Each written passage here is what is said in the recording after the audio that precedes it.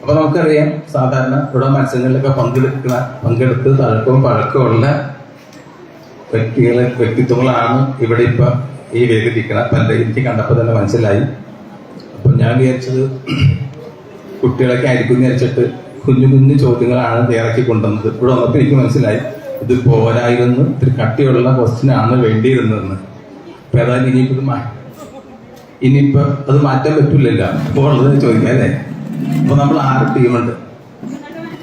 കൊച്ചുങ്ങളുടെ മനസ്സാണ് അവിടെ പറഞ്ഞു കഴിഞ്ഞാൽ അതുകൊണ്ട് ആശ്വാസമായി. അപ്പൊ നമുക്ക് എവിടെ തുടങ്ങേണ്ടത്? ഇവിടെ തുടങ്ങണം, അവിടെ തുടങ്ങണം? കൊച്ചുങ്ങളുടെ തുടങ്ങേണ്ടത് അമ്മമാര് പറഞ്ഞു. അപ്പൊ നമുക്ക് എന്ത് വേണം? കൊച്ചുങ്ങൾ തുടങ്ങാം അല്ലേ. അങ്ങനെ അപ്പൊ അന്ന് അവിടെ തുടങ്ങാം. ഇത് A B C D E F. അപ്പൊ അവിടെ അങ്ങനെ നമ്പർ ഇട്ട് വെച്ചോ. അപ്പൊ എളുപ്പമുണ്ടല്ലോ മാർക്ക് ഇടാനായിട്ട്. അത് അവിടെ തുടങ്ങും. അപ്പൊ എല്ലാ ക്വസ്റ്റ്യനും നമ്മൾ തുടങ്ങുന്നത് എയിലായിരിക്കും. ഒരു റൗണ്ട് എയിലൂടെ വന്ന് ഇവിടെ അവസാനിച്ച് കഴിയുമ്പോൾ രണ്ടാമത്തെ റൗണ്ട് ഇവിടെ നമ്മൾ തുടങ്ങി അവിടെ വന്ന് അവസാനിക്കും. അങ്ങനെ ഇരിക്കും. പിന്നെ ഒരാൾ ഉത്തരം പറഞ്ഞില്ലെങ്കിൽ നമുക്കത് പാസ് കൊടുക്കാം അല്ലേ. 10 മാർക്കാണ് ഒരു ചോദ്യത്തിനുള്ളത്. പാസ് പോയി കഴിഞ്ഞാൽ 5 മാർക്ക് ഉണ്ടാവുള്ളൂ. അപ്പൊ ഇവിടെ തുടങ്ങും ചോദ്യം ചോദിക്കല്. പാസ് ആണെങ്കിൽ അതിന്റെ ഉത്തരം തുടങ്ങേണ്ടത് ഇവിടെ നിന്നായിരിക്കും. മനസ്സിലായില്ല? അപ്പൊ ഒരാള് ഇത് ചോദിക്കുമ്പോൾ നന്നായിട്ട് ശ്രദ്ധിച്ചിരിക്കണം. എന്റെ ഭാഗത്ത് എന്തെങ്കിലും വീഴ്ച ഞാൻ ഈ ചോദിക്കലിൽ ഗ്രൂപ്പൊക്കെ മാറിപ്പോയി കഴിഞ്ഞാൽ ഒന്ന് ശ്രദ്ധ എന്നെ പെടുത്തണം. അതിനകത്ത് ഒരു വീഴ്ച വരാതിരിക്കാൻ വേണ്ടിയിട്ടാണ്. അപ്പൊ ഞാൻ പറഞ്ഞത് മനസ്സിലായില്ല. ചോദ്യം അവിടെ തുടങ്ങും. പിന്നെ നമ്മൾ പാസ് ഇവിടെ നിന്നായിരിക്കും തുടങ്ങുന്നത്. 5 മാർക്കാണ് പാസ് എന്ന്. ഞാൻ എങ്ങനെ പാർക്കും. പക്ഷേ ഈ പറഞ്ഞ പോലും അത് നോക്കിക്കോളണം. ആ ഉത്തരവാദിത്വം ഈ 3 വരെ ഏൽപ്പിച്ചേക്കാണ്. ഓഡിയൻസ് കേട്ടല്ല, മാർക്ക് ചെയ്യണ ഉത്തരവാദിത്വം എന്തെങ്കിലും പക്ഷേ ഈ 3 വരെ ഏൽപ്പിച്ചിട്ടുണ്ട്. ഫ്രണ്ടിലേക്ക് 3 വരെ ഏൽപ്പിച്ചിട്ടുണ്ട്. അപ്പൊ എനിക്കിതിലൊക്കെ വരച്ചിട്ടാണേ. ഓക്കെ, നമുക്ക് ആരംഭിക്കാം. നമുക്കൊരു ചെറിയ പ്രാർത്ഥന ആരംഭിക്കാം.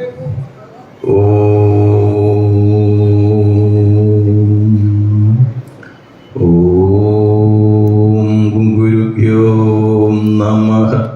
ഓം ഗംഗണപതയേ നമഃ. ഓം ശ്രീനാരായണ പരമഗുരവേ നമഃ. ഓം ശ്രീ ശരദാംബേ നമഃ. ഓം ദീർഘദണ്ഡ നമസ്കാരം നിർലജ്ജോ ഗുരുസന്നിധോ ശരീരമർത്ഥം പ്രാണം ച സദ്ഗുരുഭ്യോ നിവേദയേത്. ഓം ശ്രീനാരായണ പരമഗുരവേ നമഃ. അപ്പൊ നമ്മൾ തയ്യാറായിട്ടുണ്ട്. പിന്നെ ഉത്തരം ഒരു ഗ്രൂപ്പ് പറഞ്ഞ പറ്റിയില്ലെങ്കിൽ തൊട്ടടുത്തവർക്ക് പറഞ്ഞു കൊടുക്കണ്ട. അവരെ മാർക്ക് മേടിച്ചാൽ നമുക്ക് സമ്മാനം കിട്ടൂല. അപ്പൊ അതുകൊണ്ട് നമുക്ക് അത് കഴിഞ്ഞിട്ട് കിട്ടിയാലും പറയരുത്. പിന്നെ നിങ്ങൾ 3 പേരും, എല്ലാ ടീമിലും 3 പേരും കൂടി പരസ്പരം ആലോചിച്ചിട്ട് ഉത്തരം ഒരാൾ പറയുക. ഒരാൾ ഉത്തരം പറഞ്ഞാൽ ആദ്യം പറയുന്ന ഉത്തരമാണ് നമ്മൾ കൺസിഡർ ചെയ്യുള്ളൂ. ആദ്യം ഇപ്പൊ തെറ്റായിട്ട് ഉത്തരം പറഞ്ഞിട്ട് അടുത്ത ആൾ വീണ്ടും കറക്റ്റ് ആൻസർ പറഞ്ഞു കഴിഞ്ഞാൽ മാർക്ക് കിട്ടൂല. അപ്പൊ എന്ത് ചെയ്യണം? നിങ്ങൾ തമ്മിൽ പറഞ്ഞിട്ട് ഉറപ്പായിട്ട് ഒരെണ്ണം പറയാം. അതല്ലെങ്കിൽ 2 ആൻസർ പറഞ്ഞിട്ടുണ്ടെങ്കിൽ ഇവരാരെങ്കിലും എതിർത്ത് കഴിഞ്ഞാൽ എനിക്ക് മാർക്ക് തരാൻ പറ്റൂല. അപ്പൊ എല്ലാവർക്കും കൂടി വേണ്ടി ഇങ്ങനെ പറഞ്ഞത്. ഓക്കെ, തുടങ്ങിയാണ്. ഫസ്റ്റ് റൗണ്ടില് ഏറ്റവും ചെറിയ ചോദ്യങ്ങളാണ്. അപ്പോൾ ഓഡിയൻസിൽ ഈ ചോദ്യങ്ങൾ ചോദിക്കാനോ ഈ ചേട്ടൻ്റെ ഇവിടം വരെ വന്ന് നിൽക്കുന്നൊക്കെ തോന്നിപ്പോകും. സാരമില്ല, കുഴപ്പമില്ല. ശ്രീനാരായണ ഗുരുദേവന്റെ ജന്മസ്ഥലം ഏത്? ചോദ്യം മനസ്സിലായല്ലോ അല്ലേ?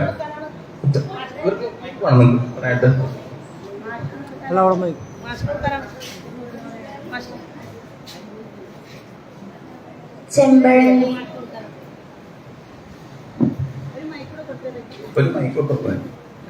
നമ്മുടെ കുട്ടികൾ ആൻസർ പറഞ്ഞു, നിങ്ങൾ കേട്ടാ? എന്താ പറഞ്ഞത്? ചെമ്പഴന്തി. ഉത്തരം ശരിയാണെങ്കിൽ നിങ്ങൾ കൈയടിക്കണം. അത് ശരിയാണെന്ന്. അപ്പൊ ഇവർക്ക് 10 മാർക്ക്. 10 മാർക്ക്. അടുത്ത കട്ടുള്ള ചോദ്യമാണ് ബി ഗ്രൂപ്പോട് ചോദിക്കുന്നത്. ആ കൊടുത്തോ. ശ്രീനാരായണ ഗുരുദേവന്റെ വീട്ടുപേര്.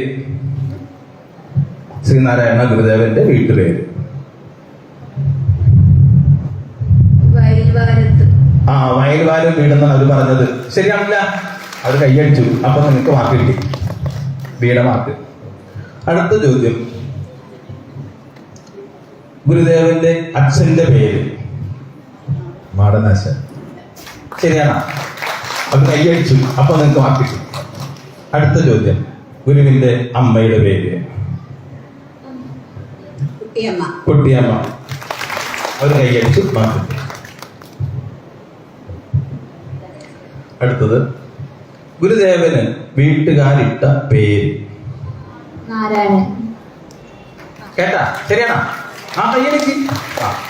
മാത്രോട്ടാ. ഗുരുദേവന്റെ ചെറുപ്പത്തില് നാട്ടുകാരെല്ലാം വിളിച്ചിരുന്ന പേര്? നാണു. കൈയടിച്ചു. അപ്പൊ ഇവരെല്ലാവരും ഫസ്റ്റ് റൗണ്ടില് ഫുള്ളാണ്. എല്ലാവർക്കും A+ ആയി. ഓക്കെ. അടുത്ത ഒരു ചോദ്യം സഹോദരൻ അയ്യപ്പനെ കുറിച്ചിട്ടാണ്.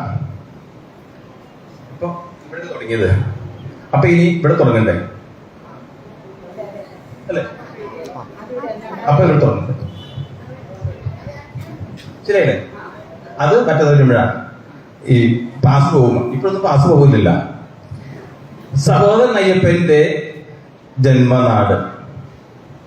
ചെറായി. ചെറായി എന്ന് പറഞ്ഞു. ശരിയാണെന്ന് അവർ കൈയടിച്ചു. അപ്പൊ ബിക്ക് 8 മാർക്ക്. ബിക്ക്. അടുത്തത്, സഹോദരൻ അയ്യപ്പൻ അന്ത്യവിശ്രമം കൊള്ളുന്ന സ്ഥലം എവിടെ? സഹോദരൻ അയ്യപ്പൻ അന്ത്യവിശ്രമം കൊള്ളുന്ന സ്ഥലം എവിടെ? ചെറായി. ഉത്തരം ശരിയല്ല, കൊടുത്തു. ആ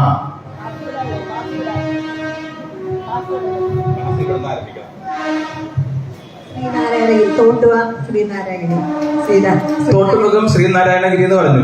ശരിയാണോ? ശരിയാണ്. എത്ര മാർക്കിട്ട്? 5 മാർക്ക്. ഇത് F ആണ് ട്ടാ. 5. അടുത്ത ചോദ്യം ഇവിടെ. സഹോദരൻ അയ്യപ്പന്റെ വീട്ടുപേര്?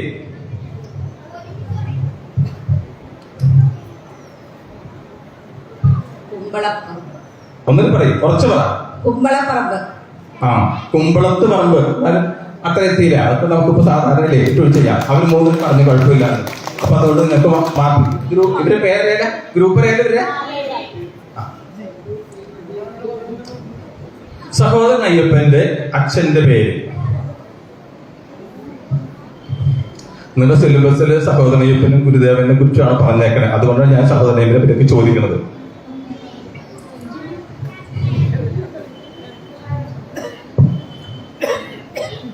കൊച്ചാവു വൈദ്യൻ. ആ, കൊച്ചാപ്പു വൈദ്യത്താണ്. എന്നാൽ കൊച്ചാവു ഒക്കെ പണ്ടത്തെ പേരല്ലേ, കുഴപ്പമില്ല. Okay, right. ശരി.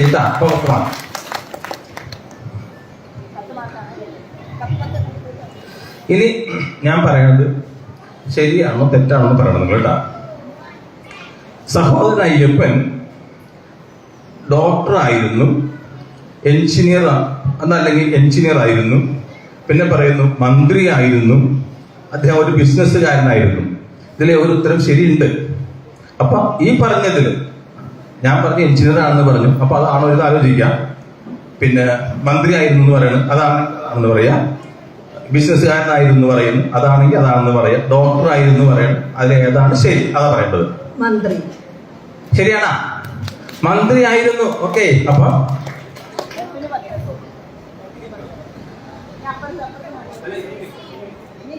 അല്ല, ഇവർക്ക് കിട്ടിയില്ല.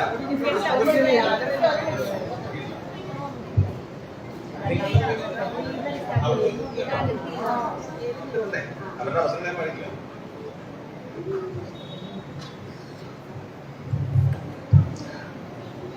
സഹോദരൻ അയ്യപ്പൻ ഏത് ജില്ലക്കാരനായിരുന്നു?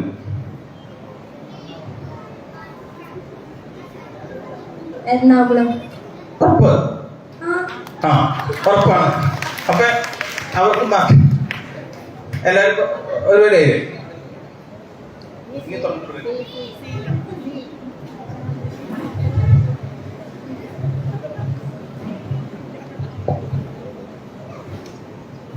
ശ്രീനാരായണ ഗുരുദേവൻ എറണാകുളം ജില്ലയിലെ ക്ഷേത്രങ്ങൾ പ്രതിഷ്ഠിച്ചിട്ടുണ്ട് അല്ലേ? 5 ക്ഷേത്ര പ്രതിഷ്ഠകൾ നടത്തി എറണാകുളം ജില്ലയിൽ. 5. അതില് ഒരെണ്ണത്തിന്റെ പേരാണ് നിങ്ങൾ പറഞ്ഞാൽ മതി. പള്ളുരുത്തി ശ്രീ ഭവാനീശ്വര ക്ഷേത്രം. പള്ളുരുത്തി ശ്രീ ഭവാനീശ്വര ക്ഷേത്രം എന്ന് പറഞ്ഞു. അവരെല്ലാവരും കൈയടിച്ചു. അപ്പൊ ഉത്തരം ശരിയാണെന്ന് നമുക്ക് ബോധ്യമായി. അടുത്ത ടീമിന് കൊടുക്കാം. ഇനി ആ പേര് പറയണ്ട, വേറെ 4 ഉണ്ടല്ലോ, അതിൽ ഏതെങ്കിലും ഒരു പേര് പറയാം. ഇവിടെ പറഞ്ഞു കൊടുക്കണ്ട.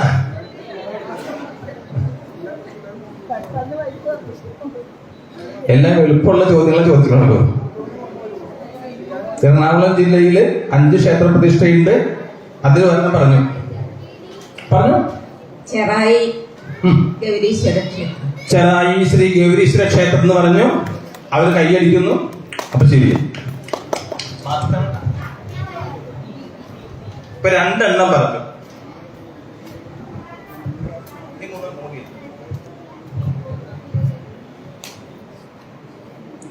ഇപ്പൊ പറഞ്ഞത് പള്ളുരുത്തിയും ചെറായിയെ പറഞ്ഞിട്ടുള്ളൂ. ഇനിയുണ്ട്.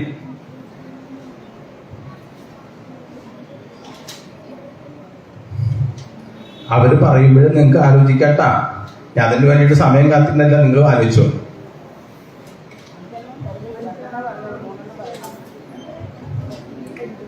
സമയം കഴിഞ്ഞിട്ട്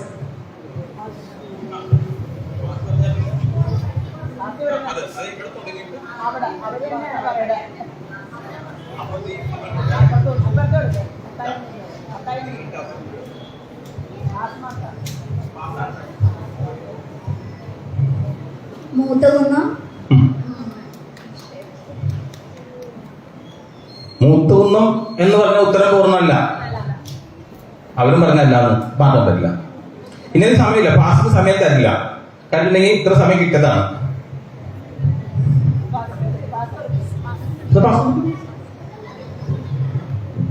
പൂത്തോട്ട ശ്രീ വല്ലഭേശ്വര ക്ഷേത്രം. പൂത്തോട്ട ശ്രീ വല്ലഭേശ്വര ക്ഷേത്രം. പൂത്തോട്ട ശ്രീ വല്ലഭ ക്ഷേത്രം. അപ്പൊ പൂത്തോട്ട ശരിക്കും പറയുന്നത് ശ്രീ നാരായണ വല്ലഭ ക്ഷേത്രം. എവിടെ? പൂത്തോട്ടയില. ആ ചേട്ടൻ പറഞ്ഞ പൂത്തോട്ടയില്ലേ? ആവശ്യമില്ല പറഞ്ഞ് ഇപ്പൊ പ്രശ്നം ഉണ്ടാക്കി.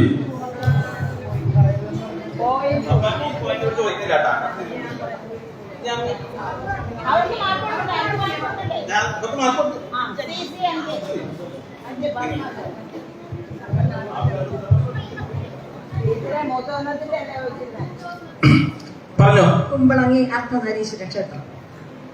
കുമ്പളങ്ങി. അതിന്റെ ഒരു വാക്ക് കൂടി ഉണ്ട്. കുമ്പളങ്ങി ഇല്ലിക്കൽ അർദ്ധനാരീശ്വര ക്ഷേത്രം എന്നാണ് ശരിയായ പേര്. എന്നാലും അത്രയും പറഞ്ഞല്ല, ഉദ്ദേശം മനസ്സിലായില്ല. പിന്നെ നമുക്ക് 5 മാർക്ക് തന്നെ കൊടുക്കാം.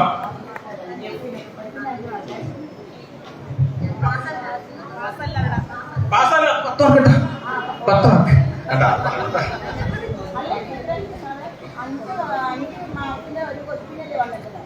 അല്ല അല്ല, അത് ഓരോന്ന് പറയുമ്പോഴും 10 മാർക്ക് വെച്ചിട്ടുണ്ട്.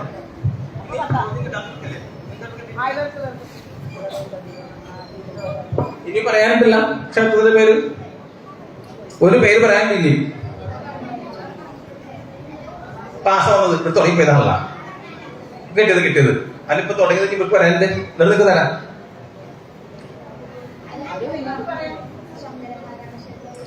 നിങ്ങളോട് ഞാൻ ചോദിക്കണം, ഇവിടെ പറയാത്ത ഒരു ക്ഷേത്രത്തിന്റെ പേരുണ്ട്, നിങ്ങൾക്ക് അറിയാമെങ്കിൽ ഇത്ര പറയാം, നിങ്ങൾക്ക് മാർക്ക് കിട്ടും. പറഞ്ഞാൽ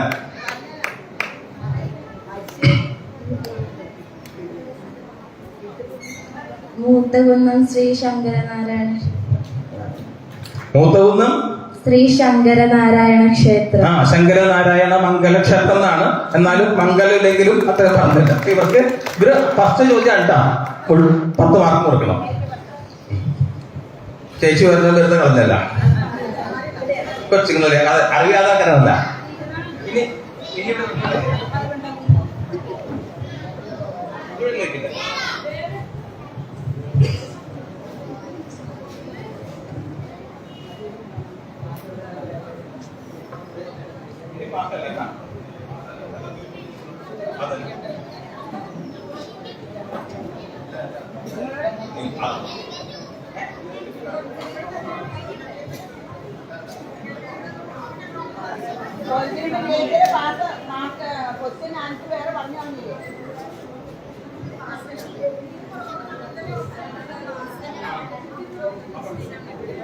നേരത്തെ ഞാൻ ചോദിച്ചത് ആരെടുത്താ?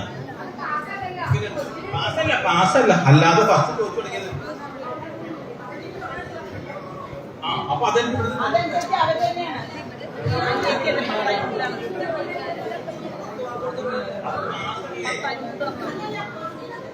ഞാൻ ചോദിച്ചതിപ്പോ 3 ക്വസ്റ്റ്യൻ ആണ്. നിങ്ങളെ ഒരു സ്ഥലത്ത് ഇരിക്കോട്ടാ. മൂന്നാമത്തെ ക്വസ്റ്റ്യൻ കൂടി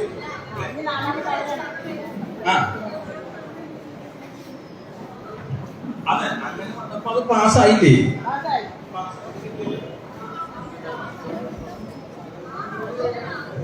ഇവരാണ് പറയേണ്ടത്. അവരാണ് 4ാം പരീക്ഷ അവർക്കാണ് 10ാം ക്വസ്റ്റ്യൻ 4 നമ്മൾ ഇപ്പൊ ചോദിക്കുന്നത് 3 ദിവസം ചോദിച്ചിട്ടുള്ളൂ. 3 മാർക്ക് കേട്ടിട്ടുള്ളൂ ചേട്ടാ, മാർക്ക് കേട്ടിട്ടുള്ളൂ. 3 മാർക്കല്ലേ ഓരോരുത്തർക്ക് കിട്ടുള്ളൂ. അതെ 4ാമത്തെ ക്വസ്റ്റ്യനാണ് പറയുന്നത്.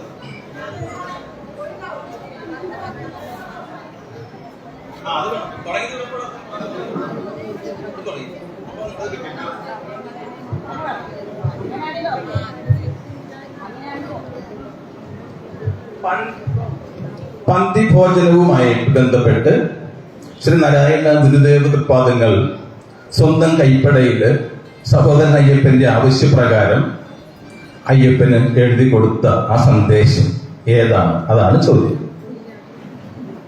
ഒന്നിലും ചോദിക്കാം, പറയണം. ചോദ്യം കേട്ടോട്ടാ.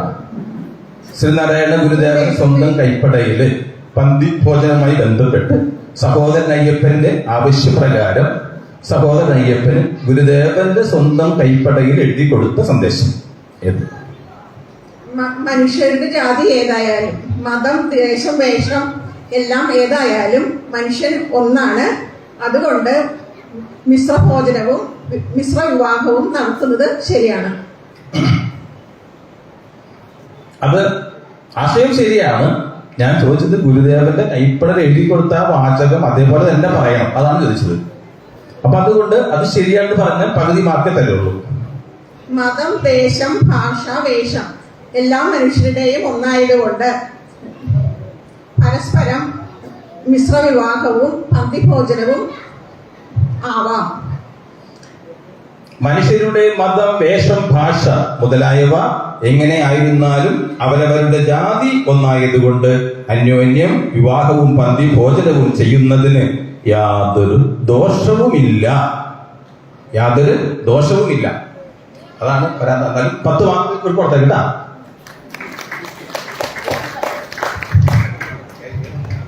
അടുത്ത ചോദ്യം ഇവിടത്തല്ലേ?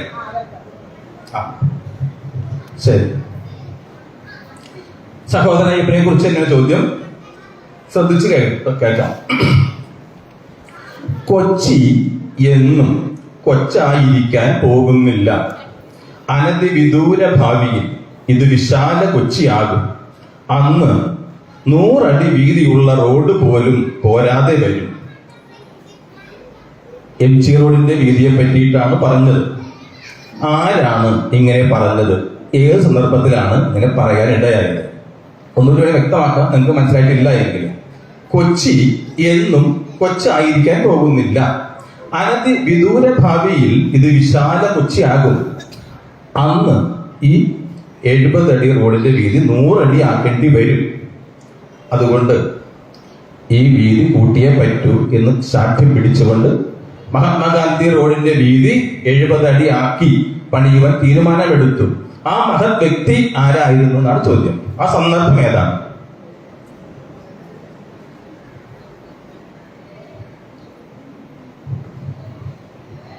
സഹോദരൻ അയ്യപ്പൻ കൊച്ചിൻ ലെജിസ്ലേറ്റീവ് അസംബ്ലിയിൽ മന്ത്രിയായിട്ടിരുന്ന സമയത്താണ് ഈ പറഞ്ഞിട്ടുള്ളത്.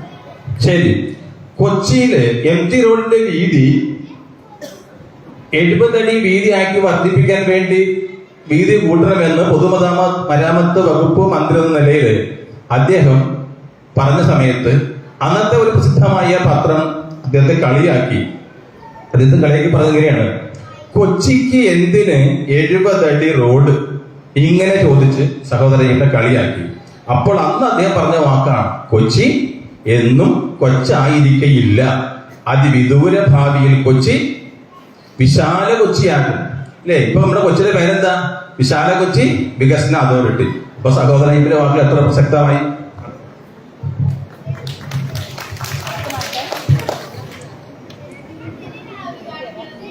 അടുത്തത് ശ്രദ്ധിച്ച് കേട്ടോ. സഹോദരൻ അയ്യപ്പന്റെ ഒരു സന്ദേശം, അതിലെ ആദ്യത്തെ ഒരു ഭാഗം ഞാൻ പറയും, അതിന്റെ രണ്ടാം ഭാഗം ഏതാണെന്ന് നിങ്ങൾ പറയാം. ഇതാണ്: ജാതി വേണ്ട, മതം വേണ്ട, ദൈവം വേണ്ട മനുഷ്യന്. അതൊരു പറയാം: ജാതി വേണ്ട, മതം വേണ്ട, ദൈവം വേണ്ട മനുഷ്യന്.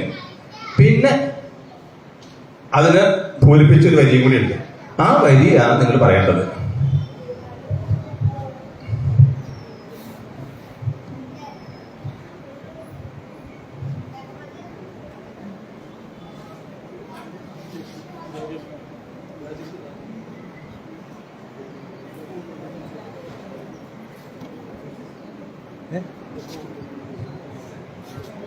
നിങ്ങൾക്ക് അർത്ഥം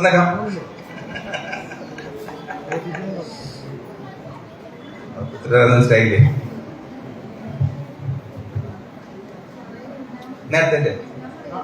നേരത്തെ മാർക്ക് കിട്ടില്ലേ? കൊള്ളോട്ടാ, അവർ എന്നെ പിടിക്കുന്നത് കഴിയുമ്പോഴേ. മക്കളെ പാസ്സാണ്. നീ അവിടെ പാസ് എടുത്താക്ക ശരിയാണോ മക്കളെ? അമ്മ പിടിച്ചു. വേണം ധർമ്മം, വേണം ധർമ്മം, വേണം ധർമ്മം യഥോചിതം. വളരെ കറക്റ്റ് ആയിട്ട് പറഞ്ഞിട്ടുണ്ട് ഈ പ്രാവശ്യം. വേണം ധർമ്മം, വേണം ധർമ്മം, വേണം ധർമ്മം യഥോചിതം. ആ യഥോചിതം എന്ന വാക്ക് വളരെ വ്യക്തമായിട്ടാണ് പറഞ്ഞിട്ടുള്ളത്.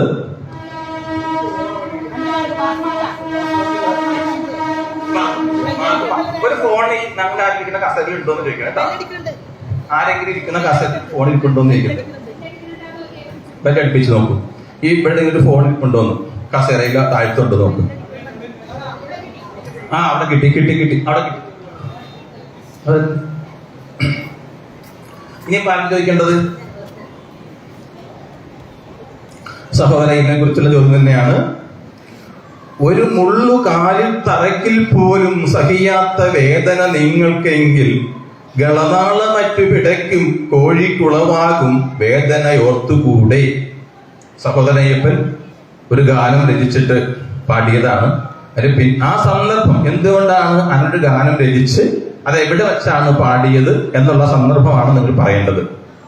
ഗാനത്തിന്റെ പേര് പറയണമെന്നില്ല, ആ സന്ദർഭം കാര്യം പറഞ്ഞാൽ മതി. ഒന്നൊരു പറയണം ചോദ്യം. ഒരു മുള്ളു കാലിൽ തറക്കിൽ പോലും സഹിയാത്ത വേദന നിങ്ങൾക്കെങ്കിൽ ഗളനാള മറ്റു പിടയ്ക്കും കോഴിക്കുളവാകും വേദനയോർത്തുകൂടെ. കാര്യമ്പം മുള്ളുകൊണ്ടാൽ നമുക്ക് വേദന എടുക്കും, കോഴിയുടെ കറുത്തെടുത്താൽ കോഴിക്ക് വേദന എടുക്കൂല്ലേ എന്നാണ് സഹോദരൻ ചോദിച്ചത്. അത് എവിടെ വെച്ച് ഏത് സന്ദർഭത്തിലാണെന്നുള്ളതാണ് ചോദ്യം.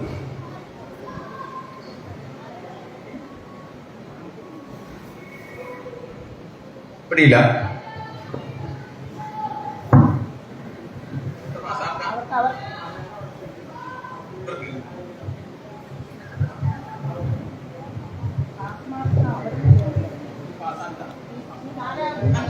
മൂന്നാമത് ഇവരുടെ ടീമിനല്ലേ പാസ് പോകേണ്ടത്?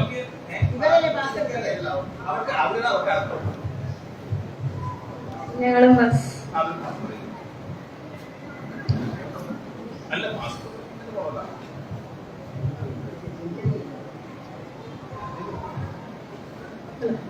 കൊടുങ്ങല്ലൂര് കോഴിവെട്ടിലേക്ക് നിരോധിക്കാനായിട്ട് ചെന്ന് കഴിഞ്ഞപ്പോ അവിടെ വെച്ച് ധാരാളം തല്ല് കിട്ടി. ആ സന്ദർഭത്തിലാണ് പറഞ്ഞത്. തല്ല് കിട്ടിയപ്പോഴല്ല പാടിയത്, പാടിയപ്പോഴാണ് തല്ല് കിട്ടിയത്. ശരിയല്ലേ? പാട്ട് പാടി കഴിയുമ്പോഴേ ചീത്ത പറഞ്ഞാലേ തല്ലുള്ളൂ, അല്ലാണ്ട് തല്ലുകൊണ്ട് ആരും ചിത്രം കാരണ്ട. എന്നാലും സംഭവം അത് തന്നെ. കൊടുങ്ങല്ലൂർ ഭരണിയെ കുറിച്ച്, അന്ന് തൈത്ത സമ്പ്രദായത്തെ കുറിച്ച്, അന്ധവിശ്വാസത്തെ കുറിച്ചിട്ട് ശക്തമായി പൊരുതിയിട്ടാണ് സഹോദരൻ അയ്യപ്പൻ അങ്ങനെ ഒരു ഗാനം രചിച്ചത്. അത് അവിടെ ചെന്ന് പാടി പൊതുവെ തല്ലും കിട്ടി. ഇനി ആരോട് ചോദിക്കേണ്ട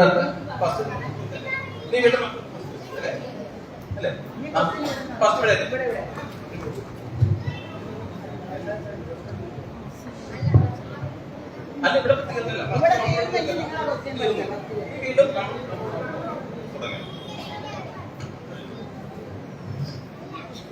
അത് തീർന്നു.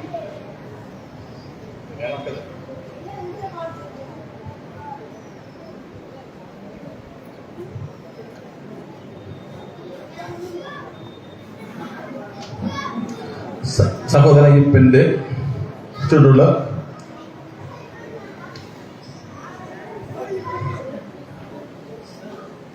അടുത്ത ചോദ്യം ശ്രദ്ധിച്ചു കേട്ടോ. നായരെന്നും ഈഴവരെന്നും പുലയരെന്നും മറ്റും അറിയപ്പെടുന്നുവെങ്കിലും നാമെല്ലാം ഇപ്പോൾ ശ്രീനാരായണീയരാണ്.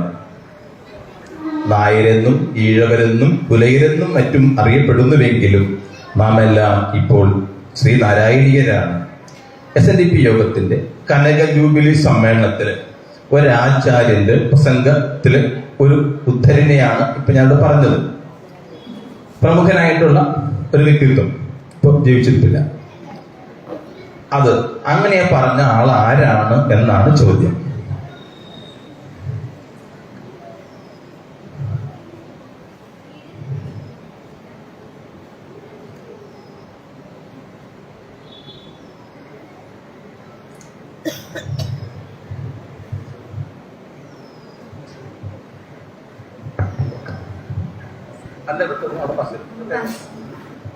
ഇവിടെ ചോദ്യം തുടങ്ങി, അപ്പൊ പാസ്വേഡ്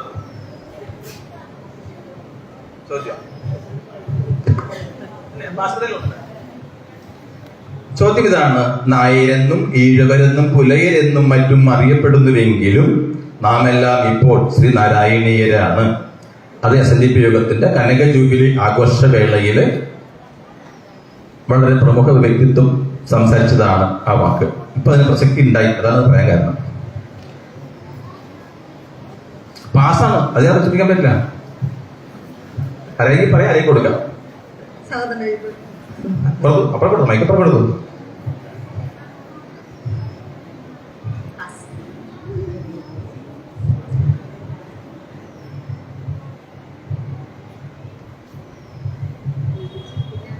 ഇപ്പൊ ജീവിച്ചിരിപ്പില്ല.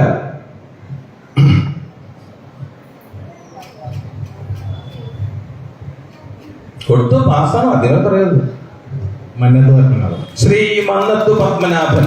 നമുക്കറിയാം, മന്നത്തു പത്മനാഭന്റെ സ്മൃതി മണ്ഡപത്തിലേക്ക് വൈക്കം സത്യാഗ്രഹത്തിന്റെ ഓർമ്മ പുതുക്കിക്കൊണ്ടുള്ള സന്ദേശമൊക്കെ ആയിട്ട് നമ്മുടെ സ്വാമിമാര് ചെന്നപ്പോ എന്താ പറഞ്ഞത്? അവിടെ കയറാനായിട്ട് ഇപ്പൊ വിലക്കുണ്ട് അല്ലേ? അന്ന് SNDP യോഗത്തിന്റെ യോഗത്തിൽ സംസാരിച്ചു മന്നത്തു പത്മനാഭൻ. എന്താ പറഞ്ഞത്? നമ്മളെല്ലാവരും ശ്രീനാരായണീയരാണെന്ന്. അങ്ങനെയുള്ള ആ ശ്രീനാരായണന്റെ സ്മൃതി മണ്ഡപത്തിൽ പോലും ശ്രീനാരായണ ശിഷ്യ പരമ്പരകൾക്ക് കയറുവാൻ ഇന്ന് സാധ്യമല്ലാത്തൊരവസ്ഥ ഇപ്പൊ സംജാതമായിരിക്കാം. അതുകൊണ്ടാണ് ആ ചോദ്യം ഇവിടെ ഉന്നയിച്ചത്. ഞാൻ ഈശ്വരനെ മനുഷ്യ രൂപത്തിൽ കണ്ടിരിക്കുന്നു. അത് മലയാളക്കരയിൽ ജീവിച്ചരുളുന്ന നാരായണ ഗുരു അല്ലാതെ മറ്റാരുമല്ല എന്ന് പറഞ്ഞ വിദേശ പാതിരി ആരാണ്? ആ വിദേശ പാതിരി ദീനബന്ധു CF ആൻഡ്രൂസ്. ശരിയായ ആൻസർ ആണ് ദീനബന്ധു CF ആൻഡ്രൂസ്.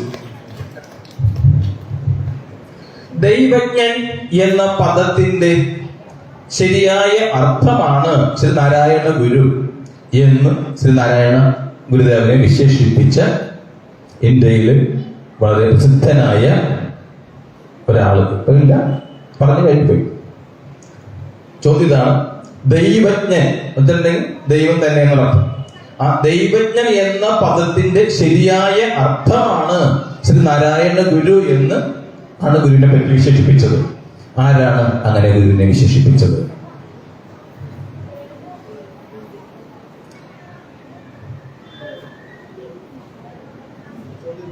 പറയാം. ദൈവജ്ഞൻ എന്ന പദത്തിന്റെ ശരിയായ അർത്ഥമാണ് ശ്രീനാരായണ ഗുരു എന്നാണ് അദ്ദേഹം ഗുരുവിനെ പറ്റി വിശേഷിപ്പിച്ചത്. അങ്ങനെ ഗുരുവിനെ പറ്റി വിശേഷിപ്പിച്ചത് ആരാണ് എന്നാണ് ചോദ്യം.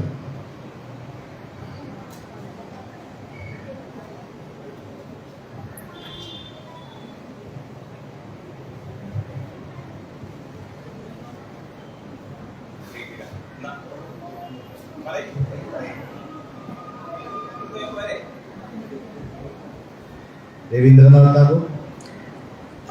അതല്ല, രവീന്ദ്രനാഥ് ടാഗോർ പറഞ്ഞ വിഷയം ഇങ്ങനെയല്ല പറഞ്ഞത്, ഇത്തിരി വ്യത്യാസമുണ്ട്. അയ്യങ്കാളി അല്ല,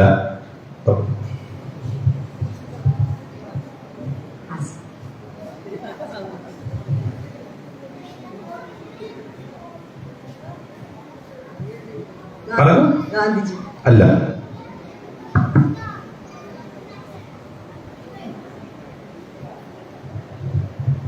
പറഞ്ഞു നോക്ക്, എന്തെങ്കിലും അവർക്ക് ചിലപ്പോൾ ശരിയായാലോ. മൈനസ് മാർക്കില്ലല്ല.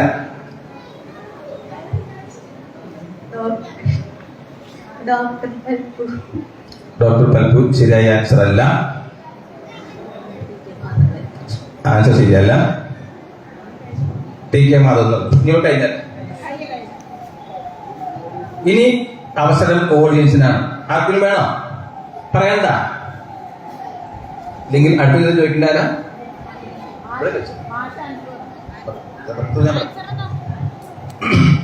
ദൈവജ്ഞൻ എന്ന പദത്തിന്റെ ശരിയായ അർത്ഥമാണ് ശ്രീ നാരായണ ഗുരു എന്ന് പറഞ്ഞത് 1968 ജനുവരി മാസം 1-ാം തീയതി വെളുപ്പിന് 3 മണിക്ക് ശ്രീ നാരായണ ഗുരുദേവന്റെ പ്രതിമ ശിവഗിരി സമാധി മണ്ഡപത്തില് അനാവരണം ചെയ്തുകൊണ്ട് അന്നത്തെ ഇന്ത്യൻ പ്രസിഡന്റ് ആയിരുന്ന ശ്രീ സക്കീർ ഹുസൈൻ ആണ് പറഞ്ഞത്. ശ്രീനാരായണ ഗുരു ദൈവജ്ഞൻ എന്ന പദത്തിന്റെ അർത്ഥം അത് ശ്രീനാരായണ ഗുരുവാണെന്ന് പറഞ്ഞത്. ഡോക്ടർ സക്കീർ ഹുസൈൻ പ്രശസ്തനാണ്, ഇന്ത്യൻ പ്രസിഡന്റ് ആയിരുന്നു. മോശക്കാരനാണോ? അല്ല. ഓക്കെ, ഇനി ഇവിടെ അല്ലേ?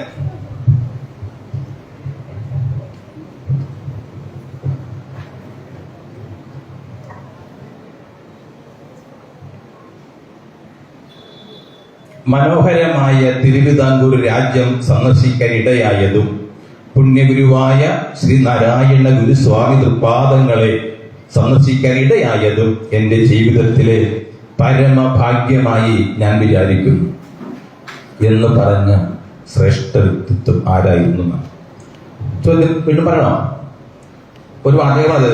മനോഹരമായ തിരുവിതാംകൂർ രാജ്യം സന്ദർശിക്കാൻ ഇടയായതും പുണ്യഗുരുവായ നാരായണ ഗുരു തൃപാദങ്ങളെ സന്ദർശിക്കാൻ ഇടയായതും എന്റെ ജീവിതത്തിലെ പരമഭാഗ്യമായി ഞാൻ കാണുന്നു, വിചാരിക്കുന്നു എന്നാണ് പറഞ്ഞത്. ഇപ്പൊ ഗുരുദേവന് ശ്രീനാരായണ ഗുരുദേവ തൃപാദങ്ങളായിട്ടാണ് ആ വ്യക്തിത്വം കണ്ടത്. അത്രയ്ക്ക് ശ്രേഷ്ഠമായ വാക്കുകളാണ് പറഞ്ഞത്. വളരെ പ്രസിദ്ധനായ വ്യക്തി തന്നെയാണ് വാക്കുകളൊക്കെ പറഞ്ഞിട്ടുള്ളത്. മഹാത്മാഗാന്ധി. ഉത്തരം ശരിയാണ്. മഹാത്മാഗാന്ധിയാണ്.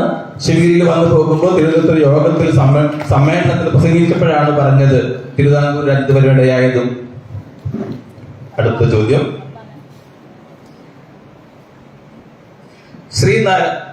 രണ്ടുപേര് കൂടിയുള്ള ഒരു കൂടിക്കാഴ്ചയാണ്. അപ്പോ ഗുരുവിന് തുല്യനായിട്ടുള്ള മറ്റൊരാളുമായിട്ട് ഗുരു കൂടിക്കാഴ്ച നടത്തി. ഗുരുവിന് തുല്യനായിട്ടുള്ള ഒരാളുമായിട്ട്, ശ്രദ്ധിച്ച് മനസ്സിലാക്കാട്ടോ, ഗുരുവിന് തുല്യനായിട്ടുള്ള ഒരാളുമായിട്ടാണ് കൂടിക്കാഴ്ച നടത്തിയത്. അപ്പോ ഇത് രണ്ടുപേരും കൂടിക്കാഴ്ച കഴിഞ്ഞപ്പോഴും കാര്യമായിട്ടും സംസാരിച്ചിട്ടില്ല. അപ്പൊ അദ്ദേഹം പറയാണ്, ശ്രീനാരായണ ഗുരുവിന് എന്നോട് സംസാരിക്കാൻ ഒന്നും തന്നെ ഉണ്ടായിരുന്നില്ല. കാരണം സർവജ്ഞനായ മഹാപുരുഷനായിരുന്നു ഗുരു എന്ന്. രണ്ടുപേരും കൂടിക്കാഴ്ച നടത്തി. രണ്ടുപേരും തമ്മിൽ സംസാരിച്ചിട്ടില്ല. കുറച്ചു നേരം രണ്ടുപേരും മുഖത്തോട് മുഖം നോക്കിയിരുന്നു. തമ്മിൽ പിരിഞ്ഞു.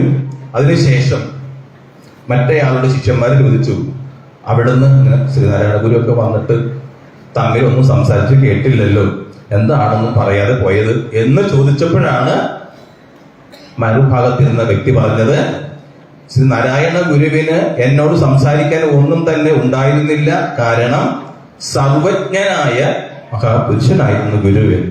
ഇത് പറഞ്ഞത് ഗുരുവിനോട് പോലെ തുല്യനായിട്ടുള്ള ഒരു മഹാത്മാവാണ്. അല്ല.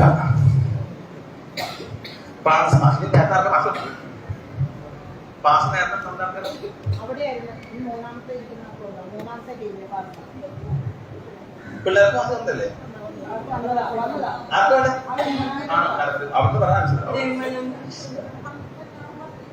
രമണ മഹർഷി.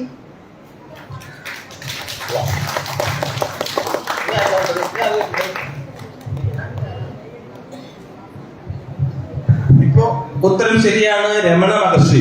രമണ മഹർഷിയുടെ ആശ്രമത്തിലെ തിരുവണ്ണാമലയിലെ ഗുരു ചെന്നിരുന്ന് കഴിഞ്ഞപ്പോ രണ്ടുപേരും 1.5 മണിക്കൂർ സമയം മുഖാമുഖം നോക്കിയിരുന്നു. പക്ഷെ ഒരക്ഷരം പോലും ഉരിയാടിയില്ല. അവർ ആ മൗനത്തിലൂടെ അവരുടെ ആശയങ്ങൾ വിനിമയം നടത്തുന്ന പറയുന്നത്. അത് കഴിഞ്ഞപ്പോഴാണ് രമണ മഹർഷി ഇങ്ങനെ പറഞ്ഞത്. ഇപ്പൊ നീ ആലോചിക്കട്ടെ ഇവരോട്.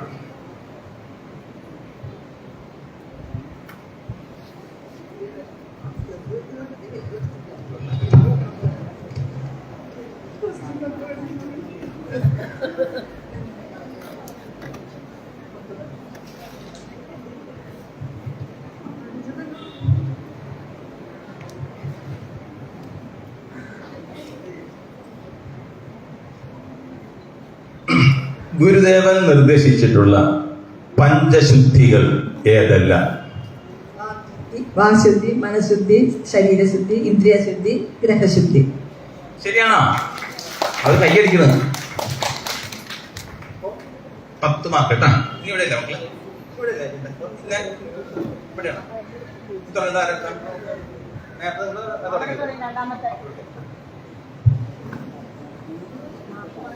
ഒന്നും അറിയാൻ നമ്മളത്തോട് ചോദിക്കാൻ.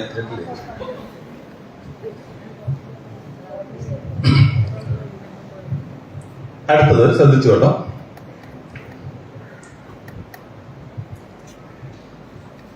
ആലുവ അദ്വൈതാശ്രമം സ്ഥാപിച്ചു കഴിഞ്ഞപ്പോൾ ആലുവ അദ്വൈതാശ്രമത്തില് ഗുരുദേവന്റെ നിർദ്ദേശപ്രകാരം അവിടെ എഴുതി വച്ചിട്ടുള്ള സന്ദേശം എന്തായിരുന്നു? ആലുവയിൽ അദ്വൈതാശ്രമം സ്ഥാപിച്ചു കഴിഞ്ഞപ്പോ ഗുരുദേവൻ പറഞ്ഞു അവിടെ ഒരു ബോർഡിൽ ഇന്നതുപോലെ എഴുതി വയ്ക്കാൻ പറഞ്ഞു. അത് എഴുതി വെച്ചു. ആ എഴുതി വെച്ച സന്ദേശം എന്തായിരുന്നു? ആശ്രമത്തിൽ ആലുവ. ഓം തത്സത് അദ്വൈതാശ്രമം ആലുവ.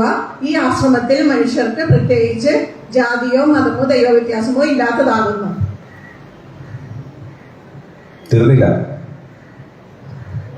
തീർന്നില്ല, ഉത്തരം പൂർണ്ണമില്ല.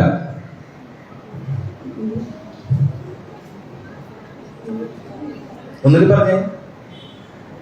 ഓം തത്സത് അദ്വൈതാശ്രമം ആലുവ. ഈ ആശ്രമത്തിൽ മനുഷ്യർക്ക് പ്രത്യേകിച്ച് ജാതിയോ മതമോ ദൈവ വ്യത്യാസമോ ഇല്ലാത്തതാകുന്നു.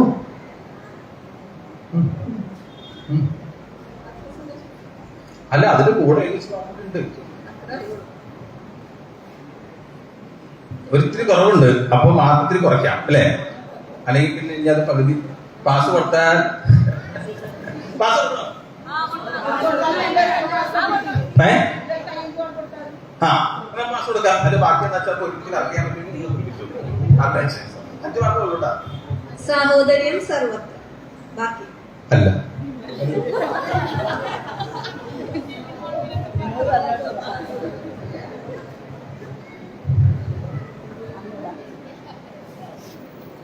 ഇവിടെ ആൺപേര് കൊടുക്കും പാസ്.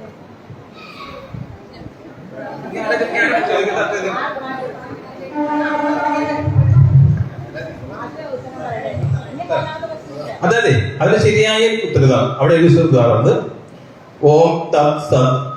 ഈ മഠത്തിലെ ആശ്രമമല്ല മഠം, ഈ മഠത്തിലെ അഭിപ്രായം മനുഷ്യർക്ക് ഒരു ജാതിയും ഒരു മതവും ഒരു ദൈവവും അല്ലാതെ ഓരോരുത്തർക്കും വെവ്വേറെ ജാതിയും മതവും ദൈവവും ഇല്ലെന്നതാകുന്നു ശ്രീനാരായണ ചൈതന്യം അനുവാദ പ്രകാരം എന്നാണ് എഴുതി വെച്ചത്. അപ്പൊ അവിടെയാണ് ചെറിയ വ്യത്യാസം വന്നത്. അതുകൊണ്ടാണ് 5 മാർക്ക് ബി കിട്ടാം. ഇനി പഞ്ചമഹാധർമ്മങ്ങള് ഗുരു പഞ്ചശുദ്ധി പറഞ്ഞു. അതുപോലെ പഞ്ചമഹാധർമ്മവും പറഞ്ഞിട്ടുണ്ട്. ആ ധർമ്മങ്ങൾ 5 എണ്ണം ഏതെല്ലാം ആണ് പറഞ്ഞ മതി.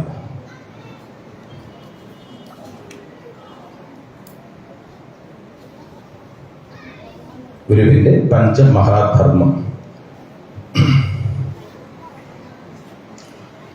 ഗുരു നമ്മളോട് പറഞ്ഞിട്ടുണ്ട് പഞ്ചശുദ്ധി, പഞ്ചമഹാധർമ്മം, പഞ്ചയജ്ഞം. ഇത് 3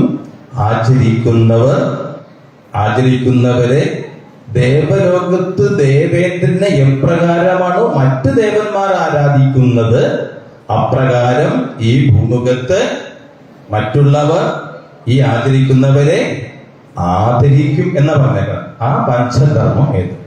കിട്ടിയെനിക്ക് ഇപ്പോൾ സമയം കഴിഞ്ഞു. സമയമില്ലേ? പാസ് നോക്കട്ടെ. ഇനി ആകെ പാസം കിട്ടത് നേരത്തെ പാസം അഹിംസ, അസ്തേയം. പറഞ്ഞു രണ്ട് ശരിയാ.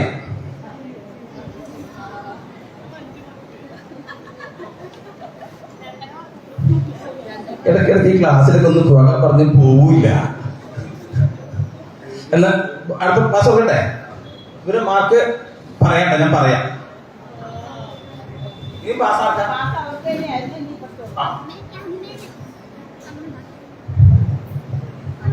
സത്യം, ധർമ്മം, അഹിംസ, അസ്തേയം, ബ്രഹ്മചര്യം. ഒന്നിനും പറഞ്ഞേ. സത്യം, ധർമ്മം, അഹിംസ, അസ്തേയം, ഉം. ബ്രഹ്മചര്യം. ബ്രഹ്മ- ബ്രഹ്മചര്യം. ബ്രഹ്മചര്യം. ഇപ്പൊ എത്ര എണ്ണം ആയി? നിങ്ങൾ പറഞ്ഞ എത്ര പറഞ്ഞത്? അഹിംസയും അസ്തയും. അത് വിട്ടിട്ട് ബാക്കിയുള്ളതെന്ന് പറഞ്ഞു കേട്ടെ. ബാക്കിയുള്ള ആ. ധർമ്മം, ആ സത്യം, ആ സത്യം, ധർമ്മം, ബ്രഹ്മചര്യം. മതി മതി മതി അത്ര മതി.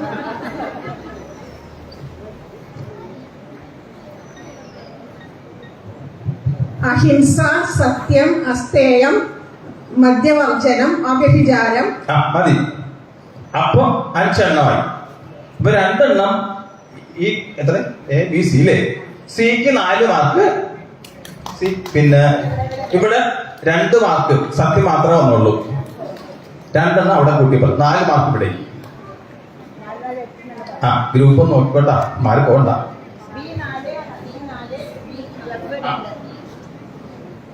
ബ്രഹ്മചര്യം ഇതൊക്കെ എവിടെ നിന്നൊക്കെ കിട്ടിയെന്ന് ഞാൻ പേടിച്ചു വരും ഗുരുവിനെ. അടുത്ത ആരുടെ ചോദിക്കേണ്ടത്? ഇവിടെ അല്ലേ? അപ്പൊ നമ്മളിപ്പോ പറഞ്ഞു കഴിഞ്ഞുള്ളൂ. നമ്മളൊക്കെ ദേവേന്ദ്രന് സമമായിട്ട് മാറും. എന്തൊക്കെ ആചരിച്ചാല? പഞ്ചശുദ്ധിയും പഞ്ചധർമ്മവും പിന്നെ പഞ്ചമഹായജ്ഞവും. അപ്പൊ ആ പഞ്ചമഹായജ്ഞം ഏതൊക്കെയാണ് അതൊന്ന് പറഞ്ഞതെന്ന് വെച്ചാൽ അവർക്കൊക്കെ അറിയാൻ വേണ്ടിയിട്ടാണ്. പഞ്ചമഹായജ്ഞം ഗുരു നമ്മളോട് ഉപദേശിച്ചിട്ടുള്ള പഞ്ചമഹായജ്ഞം ഏതെല്ലാമാണ്?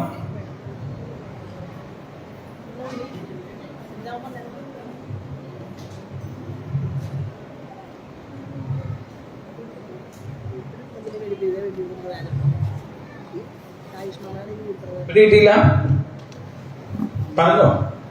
പിതൃയജ്ഞം, ഭൂതയജ്ഞം, പറഞ്ഞു രണ്ടും ശരിയാണ്.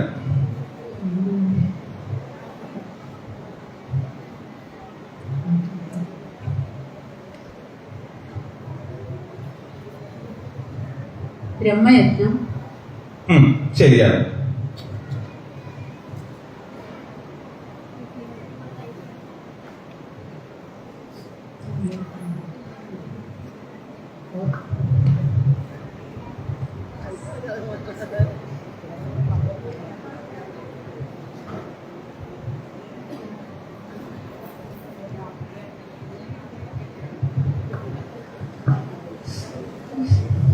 പറഞ്ഞോ. ശരി, കേൾക്കൊന്നും വേണ്ട. തെറ്റിയാലെന്താ? ഈ കളറിലെ കാണുന്നുള്ളൂ. ശരിയായാലും അവരെന്നെ കേൾക്കുന്നു. എന്ത് പ്രശ്നം? മഹായജ്ഞം.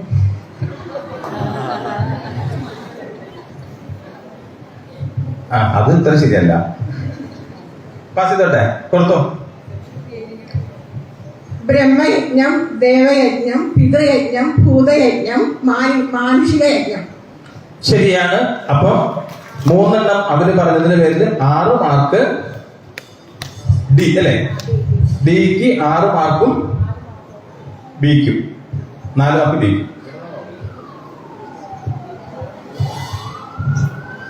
അടുത്തത് ശിവഗിരി തീർത്ഥാടനത്തിന് വേണ്ടിയിട്ട് ഗുരുദേവൻ 8 ലക്ഷ്യങ്ങളെ പറ്റി പറഞ്ഞിട്ടുണ്ട്. 8 ലക്ഷ്യങ്ങൾ. അതില് ഏതെങ്കിലും 5 ലക്ഷ്യം പറഞ്ഞാൽ മതി. 8 പറയണമെന്നില്ല, 5 ലക്ഷ്യം പറഞ്ഞാലും മതി. ശുചിത്വം, വിദ്യാഭ്യാസം, കൃഷി, കൈത്തൊഴില്, സാങ്കേതിക വിദ്യ. 5 എണ്ണായില്ലേ? ഓക്കെ, 5 എണ്ണം ശരിയാണ്. അപ്പൊ നിങ്ങൾക്ക് ഗ്രൂപ്പ് എത്ര? 10 മാർക്ക് കേട്ടാ.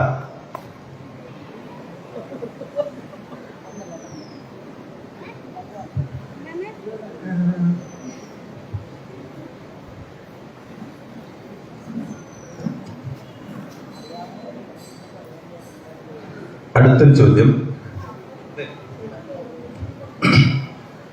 1967 ഇന്ത്യൻ ഗവൺമെന്റ് ശ്രീനാരായണ ഗുരുവിന്റെ സ്റ്റാമ്പ് ഇറക്കിയത്. അപ്പൊ ആ സ്റ്റാമ്പിൽ എഴുതി വെച്ചു നാരായണ ഗുരുവെന്ന്. 2009 ശ്രീലങ്കൻ സർക്കാർ സ്റ്റാമ്പ് ഇറക്കി, അതിലും നാരായണ ഗുരു എന്ന് എഴുതി വെച്ചു. 2006 ഇന്ത്യ ഗവൺമെന്റ് 5 രൂപ നാണയം ഇറക്കി. എല്ലാവരും കയ്യിൽ കിട്ടിയിട്ടുണ്ടാവും 5 രൂപ നാണയം. ആ 5 രൂപ നാണയത്തില് ശ്രീനാരായണ ഗുരുദേവന് എന്താണ് സംബോധന ചെയ്ത് എഴുതി വെച്ചിട്ടുള്ളത്? സ്റ്റാമ്പിൽ നാരായണ ഗുരു എഴുതി ഞാൻ പറഞ്ഞില്ലേ, അതുപോലെ സ്റ്റാമ്പിൽ ഒരു എഴുത്തുണ്ട്. അതെന്താണെന്നാണ് പറയുന്നത്. ശ്രീനാരായണ ഗുരുദേവന്റെ പേരിലുള്ള 5 രൂപയുടെ നാണയമൊക്കെ ഒരുപാട് പേരുടെ പോക്കറ്റിൽ കിടപ്പുണ്ട്. ഇപ്പൊ തപ്പിയാൽ കിട്ടും അല്ലേ? അതാണ് ചോദ്യം. അതിൽ എന്താണ് എഴുതിയിട്ടുള്ളത്?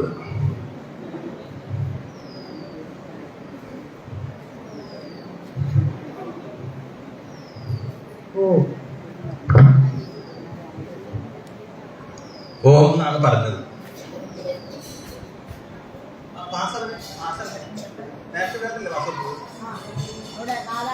അവിടെ അവരെ തന്നെ പറ്റുള്ളൂ.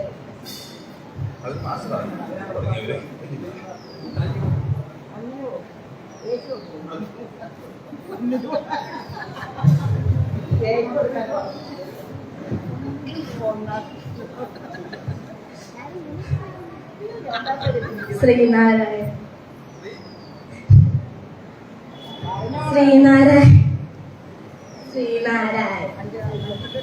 ഉത്തരം പൂർണ്ണമായില്ല.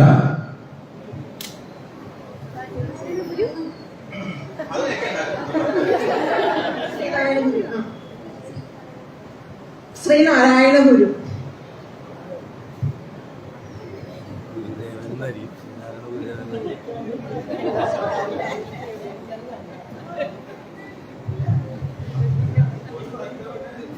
ശ്രീനാരായണ പരമഹംസൻ.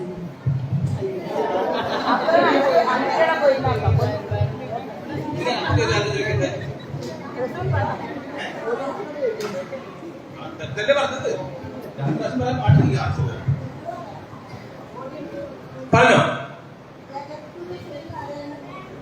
കേട്ടാ ചേച്ചി? കേട്ടാ? ആൻസർ കേട്ടാ? ആ, അപ്പൊ അത്ര പറഞ്ഞിരിക്കും. ഇതാണ് നമ്മുടെ കുഴപ്പം. നമ്മുടെ കുഴപ്പം തന്നെയാ. ജഗത് ഗുരു ശ്രീനാരായണ ഗുരുദേവ് അങ്ങനെയാണോ നമ്മൾ പറഞ്ഞത്? അല്ല. അപ്പൊ അതിന്റെ പേരിലെ ആൻസർ ഓഡിയൻസിനാണ് ഇപ്പൊ കിട്ടിയേക്കുന്നത് കേട്ടാ. ആ ചേച്ചിയുടെ പേര് വെച്ചു. എല്ലാവരും കയ്യിലില്ലേ? അതിന്റെ തുക കണ്ടിട്ടില്ലേ?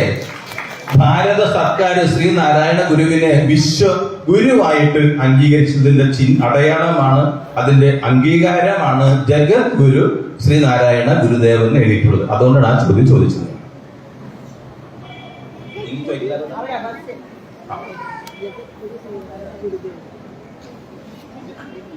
അരിപ്പുറത്തെ പ്രതിഷ്ഠ 1882 ഗുരു നടത്തി അല്ലേ? ആ പ്രതിഷ്ഠയ്ക്ക് ശേഷം ഗുരു അവിടുത്തെ ചുമരില് സ്വന്തം കൈപ്പടയില് പച്ചിലച്ചാറില് ഒരു സന്ദേശം എഴുതി വെച്ച് 32 അക്ഷരങ്ങളിലായിട്ട് ചുരുക്കി എഴുതി വെച്ച്. ആ സന്ദേശം ഏതാണെന്ന് പറഞ്ഞാൽ മതി. ജാതിഭേദം മതദ്വേഷം ഏതുമില്ലാതെ സർവരും സോദരത്വേന വാഴുന്ന മാതൃകാ സ്ഥാനമാണിത്. സ്ഥാനമാമിതൊന്നും അത് കുഴപ്പമില്ല, 2 ഇതൊക്കെ പറയുന്നുണ്ട്. അപ്പൊ തീർച്ചയായിട്ടും 10 മാർക്ക്. അടുത്ത ഡി. മദ്യത്തിനെതിരായിട്ട് ഗുരു നൽകിയ ഒരു സന്ദേശം. മദ്യത്തിനെതിരെ ഗുരു നൽകിയ ഒരു സന്ദേശം.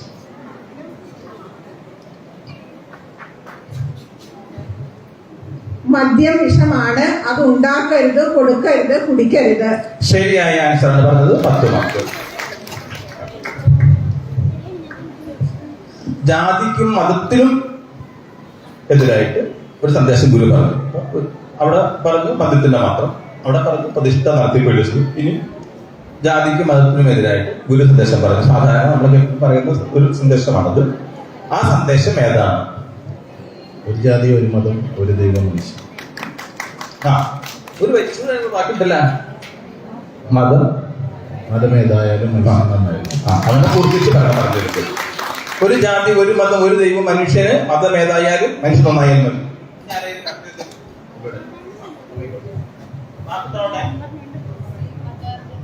അടുത്തത് SNDP യോഗത്തിന്റെ മൈക്ക് എന്നറിയപ്പെട്ടിരുന്ന ശ്രീനാരായണ ഗുരുദേവന്റെ ശിഷ്യൻ. SNDP യോഗത്തിന്റെ മൈക്ക് എന്ന് പറയാൻ കാരണം വെച്ചിട്ടുണ്ടെങ്കിൽ അക്കാലത്ത് അത്ര നല്ല വാക്സാമർത്ഥ്യത്തോട് കൂടിയിട്ട് പ്രഭാഷണങ്ങളും പ്രസംഗങ്ങളും നടത്തിക്കൊണ്ടിരുന്നു. അദ്ദേഹമാണ് ആലുവായില് 1924 നടന്ന സർവമത സമ്മേളനത്തില് അവിടെ സ്വാഗത പ്രസംഗം പറഞ്ഞത് ആ മഹത് വ്യക്തിത്വമാണ്. ആരായിരുന്നു? SNDP യോഗത്തിന്റെ മൈക്ക് എന്ന പേരിൽ അറിയപ്പെട്ടിരുന്ന ഗുരുദേവ സന്യാസി പരമ്പരയിൽ ശിഷ്യൻ. സന്യാസി ശിഷ്യനാട്ട.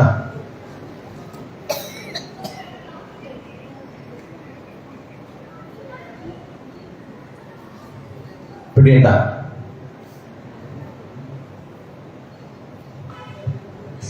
ശിവലിംഗദാസ സ്വാമികൾ. പറഞ്ഞു. ശിവലിംഗദാസ സ്വാമികൾ അല്ല.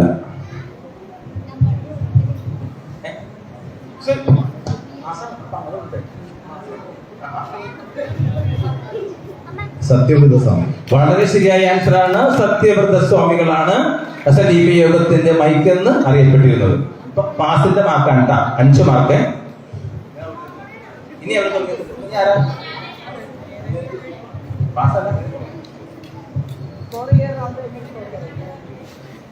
ഇവിടെ നമ്മളിപ്പോ നടക്കാൻ പോകുന്നു ഗുരുദേവ പുഷ്പാഞ്ജലി ഇല്ലേ? 5 മണിക്ക് നടക്കും നമ്മുടെ ആചാര്യ നേതൃത്വത്തിൽ. അവിടെ ചെല്ലുന്ന അഷ്ടോത്തര ശത നാമാവലി അർച്ചന മന്ത്രം. ആ മന്ത്രം എഴുതിയിട്ട് ശ്രീനാരായണ ഗുരുദേവ ഉത്പാദനം ജീവിച്ചിരിക്കെ ഗുരുദേവന്റെ അടുക്കൽ കൊണ്ട് കാണിച്ച് അതിലെ തെറ്റുകളൊക്കെ തിരുത്തിയ ഒരു ശിഷ്യനുണ്ട്. ആ ഗുരുവിന്റെ അനുമതിയോട് കൂടിയിട്ടാണ് ആ മന്ത്രങ്ങളൊക്കെ ഇപ്പോഴും നമ്മൾ ചൊല്ലിക്കൊണ്ടിരിക്കുന്നത്. ആ മന്ത്രങ്ങൾ രചിച്ച ഗുരുദേവ ശിഷ്യൻ ആര്? നമ്മൾ അർച്ചനയ്ക്ക് ചൊല്ലൂലേ?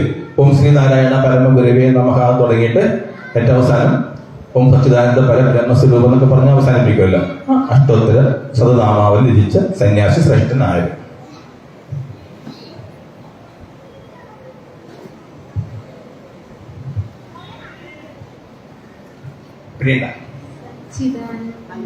പറയൂ. പറഞ്ഞോ? തെറ്റെങ്കിൽ തെറ്റ്, ശരിക്ക് ശരി. ആ സച്ചിദാനന്ദ സ്വാമികൾ എന്നാണ് പറഞ്ഞത്. പക്ഷെ ഉത്തരം പൂർണ്ണമായില്ല. ഓ അവിടെ ശ്രീനാരായണ ചൈതന്യ സ്വാമികൾ. ഉത്തരം ശരിയാണ്. ശ്രീനാരായണ ചേർത്തില്ലാതെ പോലും ചൈതന്യ സ്വാമികൾ എന്ന് പറഞ്ഞാലും കുഴപ്പമില്ല. പിന്നെ അങ്ങനെ ഈ പറയുന്നത് ചൈതന്യ സ്വാമികളെ പാസ് മാർക്കാണ്. പാസ് മാർക്കാണ്. ഇനി ഇവിടെ ഇത് കഴിഞ്ഞ റൗണ്ട് പൂർത്തിയാവില്ല. എല്ലാവരും ആലുവ ഗ്രാമശ്രമത്തിൽ വെച്ചിട്ട് ആദ്യത്തെ സർവമത സമ്മേളനം നടന്നു അല്ലേ? 1924 ആ സർവമത സമ്മേളനത്തില് വേദിയിൽ ഒരു വാചകം എഴുതി വെച്ചു, ഒരു സന്ദേശം. അതേതാണെന്നാണ് ചോദ്യം. വാദിക്കാനും ജയിക്കാനുമല്ല, അറിയാനും അറിയിക്കാനും. വാദിക്കാനും ജയിക്കാനുമല്ല, അറിയാനും അറിയിക്കാനുമാണ്. ശരിയാണോ? അവരെ കയ്യടിച്ചു, ഇവര് കയ്യടിക്കണം. അപ്പൊ ശരിയാണ്.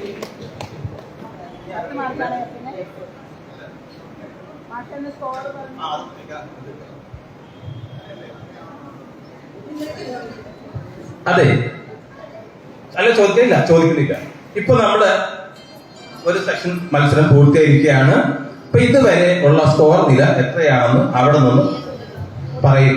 അപ്പൊ നമുക്ക് അറിയാൻ പറ്റും വിജയത്തിന്റെ പോക്ക് ആരൊക്കെ എവിടെ വരെയൊക്കെ എത്തിയെന്നുള്ളത്. ഒന്ന് പറഞ്ഞു, ഏ ക്രമത്തിൽ പറഞ്ഞു. എ സ്കോർ പറയുകയാണ്.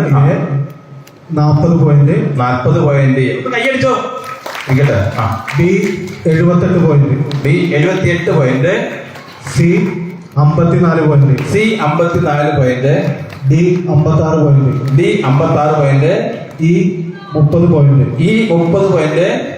F 57 point. F 57 point. എല്ലാവരും ഇഞ്ചോട് ഇഞ്ച് അങ്ങനെ അടിവച്ച് മുന്നോട്ട് പോയിക്കൊണ്ടിരിക്കുന്നുണ്ട്. ആരും പേടിക്കണ്ട. വീണ്ടും പലരേക്ക് നമുക്ക് സ്കോറിൽ ഔട്ടാക്കാൻ പറ്റും. നമ്മളെല്ലാം ആൻസർ തരുമ്പോ അല്ലേ? അപ്പൊ നമുക്ക് വീണ്ടും തുടരാം, കുഴപ്പമില്ല. ഇനി ആരാണ് പറയാൻ ചോദ്യം?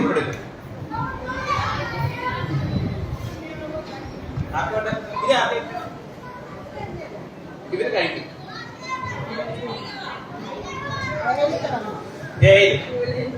ശരി.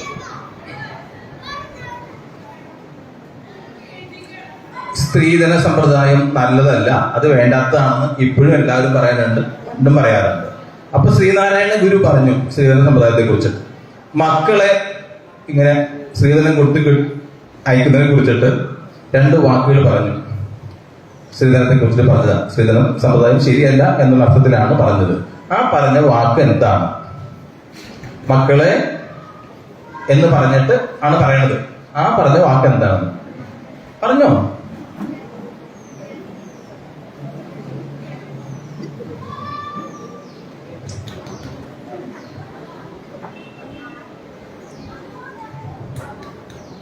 സ്ത്രീ തന്നെയാകുന്നു ധനം.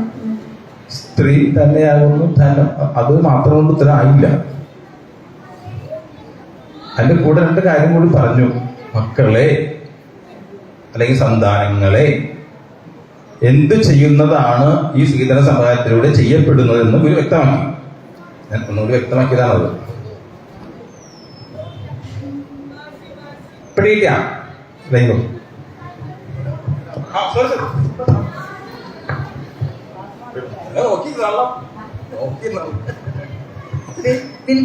മക്കളെ വിൽക്കുന്നതിന് തുല്യമാണ് സ്ത്രീധനം ചോദിക്കുന്നത്. പൂർണ്ണമായില്ല. വിൽക്കുന്നത് വാങ്ങിക്കുന്നതിനും.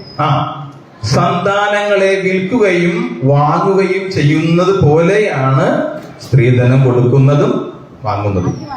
അപ്പൊ 5 മാർക്കട്ട.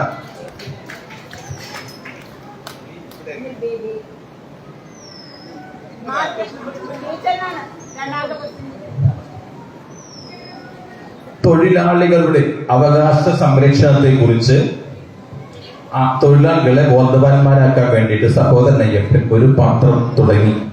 ആ പത്രത്തിന്റെ പേര് എന്തായിരുന്നു? സഹോദര പത്രം. സഹോദരൻ. ഒന്നുകൂടി ശ്രദ്ധിച്ച് കേട്ടിട്ട് പറഞ്ഞു. സഹോദരൻ പത്രം ഉണ്ട്, പക്ഷെ തൊഴിലാളികളുടെ അവകാശ സംരക്ഷണത്തിന് വേണ്ടി മാത്രമായിട്ട് ഒരു പത്രം തുടങ്ങി. ആ പത്രത്തിന് ഒരു പ്രത്യേക പേരുണ്ട്. അതാണ് ഞാൻ ചോദിച്ചത്. സഹോദര പത്രമുണ്ട്, അത് വേറെ കാര്യം. പക്ഷെ തൊഴിലാളികളുടെ കാര്യങ്ങളെ മാത്രം വിശകലനം ചെയ്യാൻ വേണ്ടിയിട്ട് ഒരു പത്രം ഇറക്കി. ആ പത്രമാണ് ചോദിച്ചത്. ആദി വൈപ്പിൽ ബാക്കി കിട്ടാനില്ല. ഇപ്പൊ ABCD വരെയൊക്കെ പറയും, നമുക്കത് മനസ്സിലാക്കില്ല. വേലക്കാരൻ. കറക്റ്റ്. അവസാനം പറഞ്ഞു പിടികിട്ടി. വേലക്കാരൻ അഥവാ കാലണപത്രം. അന്ന് കാലണയായിരുന്നു അതിന്റെ വില, അതുകൊണ്ട് അങ്ങനെ ഒരു പേരിട്ടിരുന്നു. അപ്പൊ ആദ്യം എനിക്ക് മനസ്സിലായി ചോദ്യം കറക്റ്റ് പിടികിട്ടാത്തതുകൊണ്ടാണ്. അതാണ് നമ്മളൊരു ക്ലാരിഫൈ ചെയ്ത് പറഞ്ഞത്. പത്രം. ശ്രീനാരായണ ഗുരുദേവൻ പ്രതിഷ്ഠ നടത്തിയ ഒരു ക്ഷേത്രത്തില് പ്രസാദമായിട്ട് പാൽ കാപ്പി വിതരണം ചെയ്യുന്നുണ്ട്.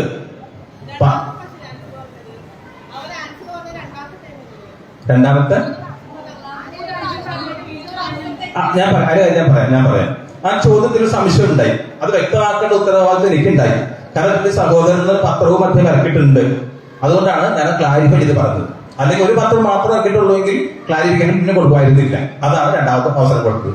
ഓക്കെ, അടുത്ത ചോദ്യം. ഞാൻ പറഞ്ഞത് ഗുരുദേവൻ പാൽ കാപ്പി ഗുരുദേവൻ ഒരു ക്ഷേത്ര പ്രതിഷ്ഠ നടത്തിയിട്ടുണ്ട്. അവിടെ ഇപ്പൊ പാൽ കാപ്പി പ്രസാദമായിട്ട് കൊടുക്കുന്നുണ്ട്. ആ ക്ഷേത്രം ഏതാണെന്നാണ് ചോദിച്ചത്. ക്ലൂ എല്ലാം വേണമെങ്കിൽ ഇപ്പൊ പറയാം. പറഞ്ഞോളൂ. ഗോകർണേശ്വര ക്ഷേത്രം, കർണാടക. കർണാടകയിലെ കുദ്രോളിയിലെ ഗോകർണനാഥ ക്ഷേത്രത്തിലാണ് പാൽ കാപ്പി. സിക്ക് 10 മാർക്കട്ട. അടുത്ത ചോദ്യം.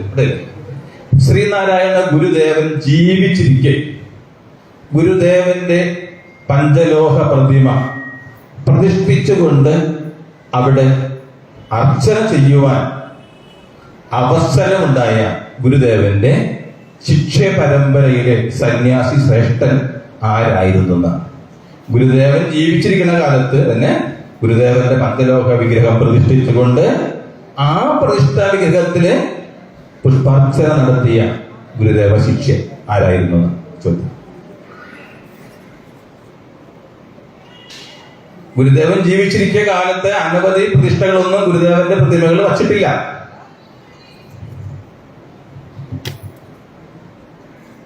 പിടികിട്ടിയില്ല. ബോധാനന്ദ സ്വാമികൾ. ശരിയായ ആൻസറാണ് ബോധാനന്ദ സ്വാമികൾ. തലശ്ശേരി ജഗന്നാഥ ക്ഷേത്രമുറ്റത്താണ് ഗുരു ജീവിച്ചിരിക്കുമ്പോൾ തന്നെ ഗുരുവിന്റെ പ്രതിമ പ്രതിഷ്ഠിച്ചു. 10 മാർക്കാണ് അല്ലെ? 10.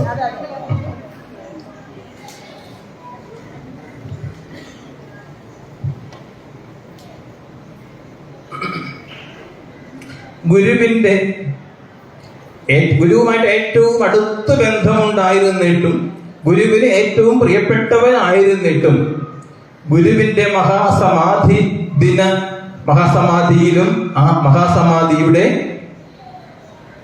ആചരണ ദിവസങ്ങളിലും ശിബിരിയില് വന്ന് അതിൽ പങ്കെടുക്കാൻ ഉള്ള ഭാഗ്യം ഇല്ലാതെ പോയ ഗുരുദേവന്റെ ശിഷ്യൻ ആരായിരുന്നു? ഞാൻ പറഞ്ഞ ഗുരുവുമായി ഏറ്റവും അടുപ്പമുണ്ടായിരുന്നിട്ടും അതിൽ പങ്കെടുക്കാൻ കഴിഞ്ഞില്ല ഗുരുവിന്റെ ഒരു ശിഷ്യൻ. ആ ശിഷ്യൻ ആരായിരുന്നു?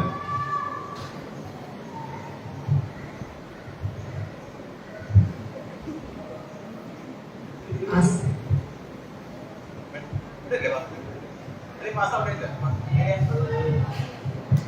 മൂന്നാമത് ഇരിക്കുന്നവർക്ക് ഇവരാണ് നേരത്തെ പാസ്സാണ്. അവരാണ് മൂന്നാമത്. അവിടെ നിന്ന് പോകുന്നത് ശിവലിംഗദാസ സ്വാമിയാണ്. ഇത്രയും ശരിയല്ല. നടരാജ ഗുരുദേവന്റെ ശിഷ്യൻ അല്ലല്ലോ. ഞാൻ ശിഷ്യൻ സന്യാസി ശിഷ്യൻ പറഞ്ഞില്ലേ? അപ്പൊ അതല്ലല്ലോ. ഞാൻ കൊല്ലും.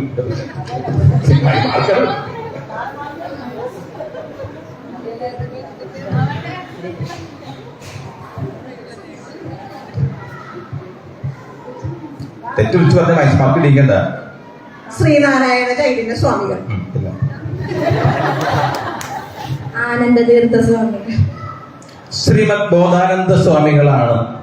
ശ്രീനാരായണ ഗുരുദേവൻ തന്റെ അനന്തരാവകാശിയായിട്ട് 1925 പ്രഖ്യാപനം നടത്തി ബോധാനന്ദ സ്വാമിയെ അനന്തരാവകാശിയായിട്ട്. പക്ഷെ ബോധാനന്ദ സ്വാമികള് ഗുരുവിന്റെ മഹാസമാധി സമയത്ത് അവിടെ ഉണ്ടായിരുന്നില്ല. കാരണം 3 ദിവസം മുമ്പ് കടുത്ത ജ്വരം ബാധിച്ച് ചിറയൻകീഴ് താലൂക്ക് ആശുപത്രിയിൽ അബോധാവസ്ഥയിലായിരുന്നത് കൊണ്ട് ബോധാനന്ദ സ്വാമികൾക്ക് അതിൽ പങ്കെടുക്കാൻ കഴിഞ്ഞില്ല. വിവരം അർത്ഥബോധ ആ അവസ്ഥയിൽ അറിഞ്ഞപ്പോ ബോധാനന്ദ സ്വാമികൾ പറഞ്ഞത് എനിക്ക് ഗുരുവിനോടൊപ്പം പോകണമെന്നാണ് പറഞ്ഞത്. അങ്ങനെ 3-ാം ദിവസം ഗുരുവിനോടൊപ്പം ബോധാനന്ദ സ്വാമികളും യാത്രയായി. അതാണ് ഞാൻ പറഞ്ഞത്, ഗുരുവിന് ഏറ്റവും അടുപ്പമുള്ള ആളെന്ന് ഞാൻ പറഞ്ഞില്ലേ. ഏറ്റവും അടുപ്പമുള്ള ആൾ എന്നെ ശിഷ്യനാക്കുള്ളൂ, പിന്തലമുറക്കാരനാക്കുള്ളൂ, പിൻഗാമി ആക്കുള്ളൂ. അതാണ് അങ്ങനെ എടുത്തു പറഞ്ഞത്. അപ്പൊ ഞാനോട് ചോദിക്കുന്നത് ഇവിടെ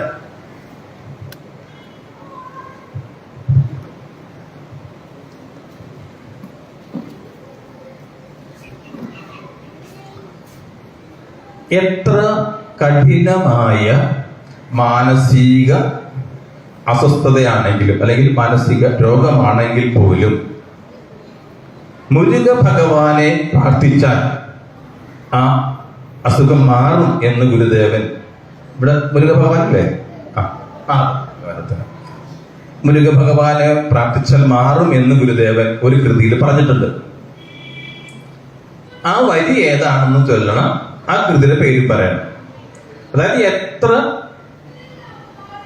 കൂടുതലായിട്ടുള്ള മാനസിക അസ്വസ്ഥതയുള്ള രോഗമാണെങ്കിൽ പോലും ആ മാനസിക രോഗത്തെ മാറ്റുവാൻ മുരുകന് കഴിയുമെന്നാണ് ഗുരു പറയുന്നത്. മുരുകന് കഴിയുമെന്ന്, മുരുകന് സുബ്രഹ്മണ്യന് കഴിയുമെന്നാണ് ഗുരു പറഞ്ഞത്. ഇവിടുത്തെ മുരുകന് തന്നെ കഴിയും. അപ്പൊ നിങ്ങൾക്ക് എന്തെങ്കിലും അങ്ങനെയുള്ള മാനസിക വിഷമം വന്നിട്ട് പ്രാർത്ഥിക്കാൻ പറ്റിയ സ്ഥലമാണത്. ഏത് കൃതിയിലാണെന്ന് പറയണം, ആ വരി ചൊല്ലാൻ വേണം.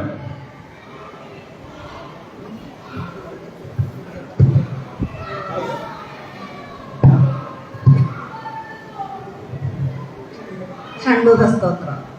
വരികയില്ലേ? അഷ്ടബിംബമൊരാറുദിച്ചുയരുന്ന പോലെ വിളങ്ങിടും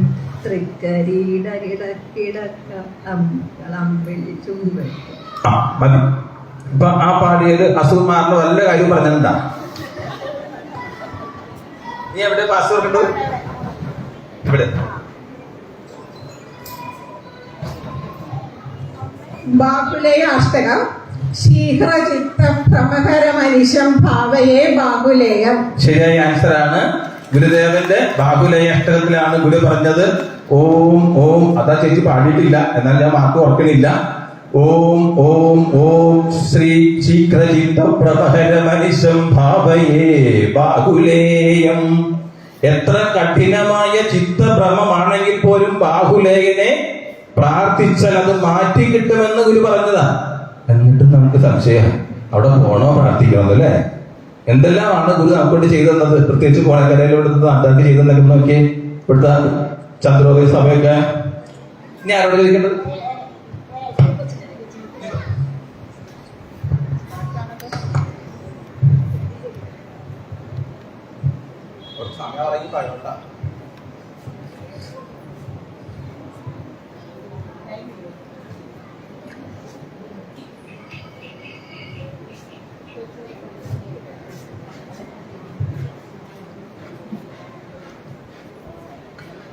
ശ്രീനാരായണ ഗുരുദേവൻ ജീവിച്ചിരിക്കെ ശ്രീനാരായണ ഗുരുദേവനെ കുറിച്ച് ഒരു ജീവചരിത്ര ഗ്രന്ഥം എഴുതി SNDP യോഗത്തിന്റെ ജനറൽ സെക്രട്ടറി ആയിരുന്ന ഒരു വ്യക്തി.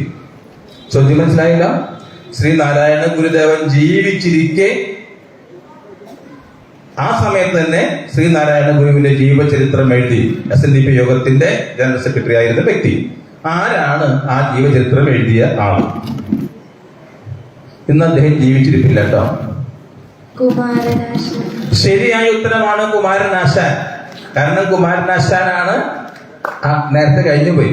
ആ ജീവചരിത്ര ഗ്രന്ഥത്തിന്റെ ഏറ്റവും അവസാനത്തെ വരികളിൽ ആശാൻ പറഞ്ഞിരിക്കുന്നത് ഇത് സ്വാമികളുടെ ജീവചരിത്ര ഗ്രന്ഥത്തിന്റെ ഒരു അസ്ഥികൂടം മാത്രമായിട്ട് ഇതിനെ കാണേണ്ടതുള്ളൂ. കാരണം എന്താ?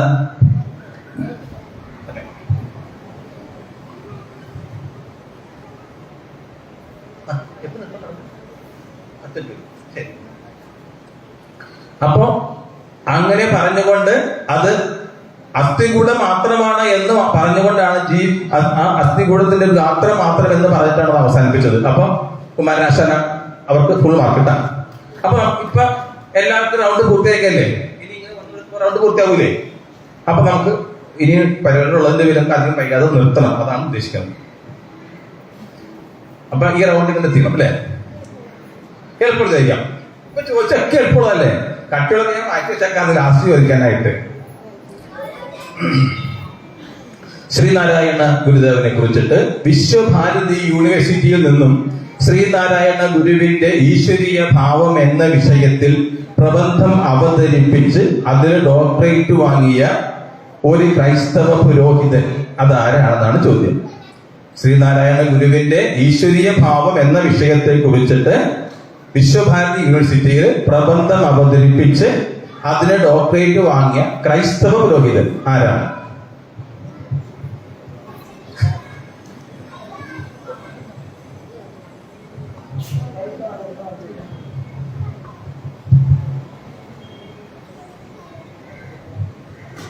Doctor Andrews.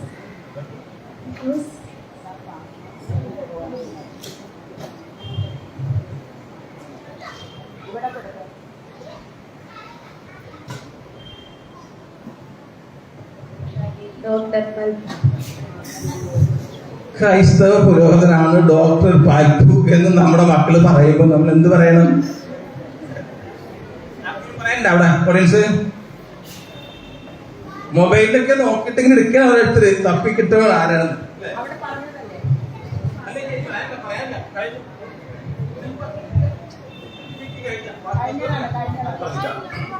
Doctor Geevarghese മാർത്തിയോ Theodosius എപ്പിസ്കോ എന്ന് പറയുന്ന ക്രൈസ്തവ പുരോഹിതനാണ് ശ്രീനാരായണ ഗുരുദേവൻ ഈശ്വരീയ ഭാവത്തെ കുറിച്ച് പ്രബന്ധം അവതരിപ്പിച്ചത്. നമുക്ക് സമയം ഉണ്ടായില്ലെങ്കിലും ആ ക്രൈസ്തവ പുരോഹിതന് തോന്നി ഗുരുവിന് ഈശ്വരീയ ഭാവം ഉണ്ട് എന്ന്. അതുകൊണ്ടാണ് ഞാൻ ചോദ്യം ചോദിച്ചത്. ഓക്കെ.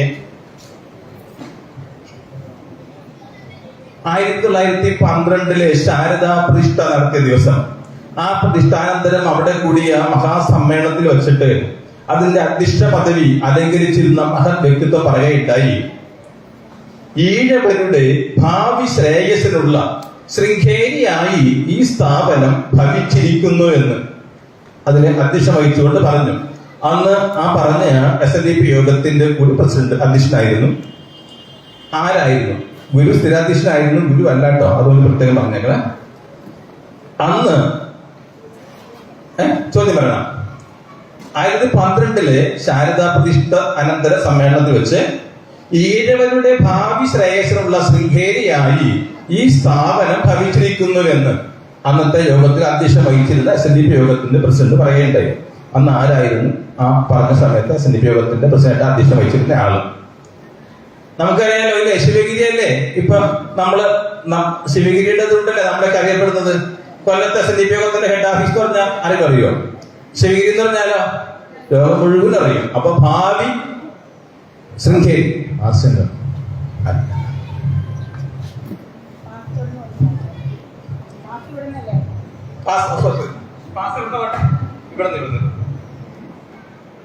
പാസ്സാണ്, അത് നിങ്ങളാ പറയേണ്ടത്. ആരെങ്കിലും പറഞ്ഞ ഇവര് അല്ലാതെ ഈഴവരുടെ ഭാവി ശ്രേയസിനുള്ള ശൃംഖേരിയായി ഈ സ്ഥാപനം ഭവിച്ചിരിക്കുന്നു. ശാരദാ പ്രതിഷ്ഠ പറഞ്ഞതാണ്, കഴിഞ്ഞപ്പോ പറഞ്ഞു. അതാരാണ് പറഞ്ഞതെന്ന് ചോദിക്കുന്നത്. ആ യോഗ അധ്യക്ഷ വഹിച്ച ആളാണ് പറഞ്ഞത്. അന്ന് അദ്ദേഹം SNDP യോഗത്തിന്റെ പ്രസിഡന്റ് കൂടെ ഇരിപ്പുണ്ട്. ഗുരു അല്ലാട്ട, അല്ല, അത് പ്രത്യേകം ഞാൻ പറഞ്ഞു. ഗുരു സ്ഥിരാധ്യക്ഷനായിരുന്നു.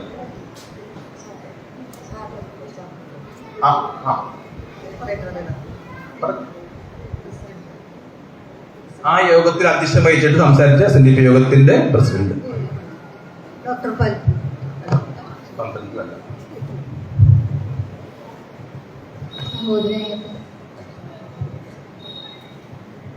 കുമാരനാശൻ സെക്രട്ടറി മാത്രമേ ആയിട്ടുള്ളൂ.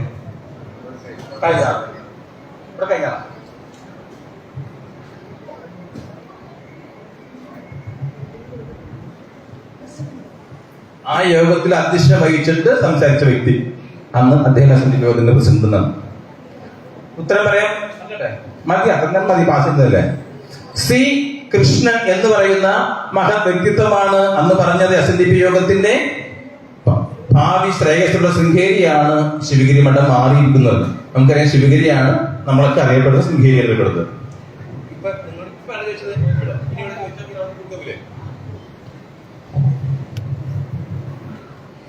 ഈഴവ സമുദായത്തിന് ഏറ്റവും കൂടുതൽ വിദ്യാലയ സ്ഥാപനങ്ങൾ അനുവദിച്ചു തന്ന കേരളത്തിലെ ഒരു മുഖ്യമന്ത്രി ആര്? ചോദ്യത്തിൽ ചോദിക്കാം. ഈഴവ സമുദായത്തിന് ഏറ്റവും കൂടുതൽ വിദ്യാഭ്യാസ സ്ഥാപനങ്ങൾ അനുവദിച്ചു തന്ന കേരളത്തിലെ ഒരു മുഖ്യമന്ത്രി അതാരാണെന്നാണ് ചോദ്യം.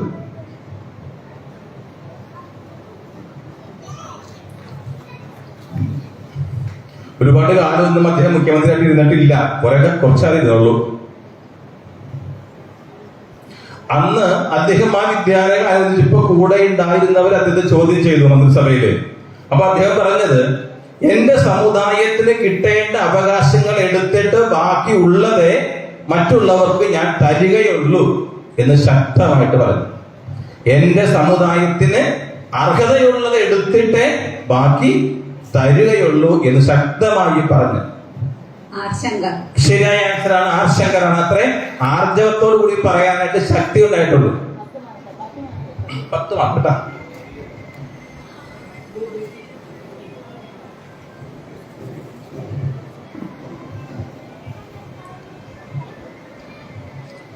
അടുത്ത ചോദ്യം.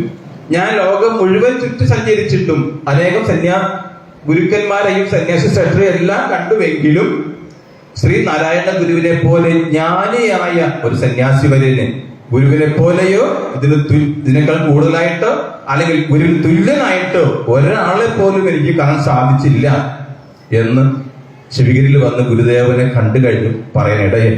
അദ്ദേഹം ലോകപ്രസിദ്ധനാണ്, ഇന്ത്യക്കാരനാണ്, ലോകപ്രസിദ്ധനാണ്. ജവഹർലാൽ നെഹ്റു. ശരിയായില്ല. അടുത്ത കത്തിപ്പറ്റി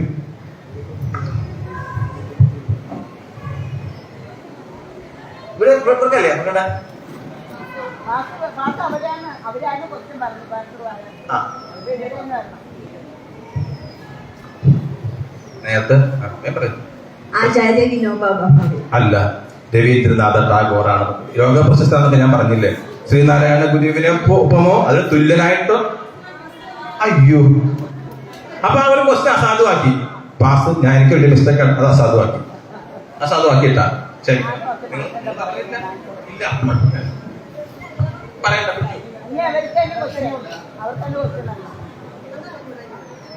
ആ, അസാധുവാക്കി അവസരം കിട്ടി. ശരി,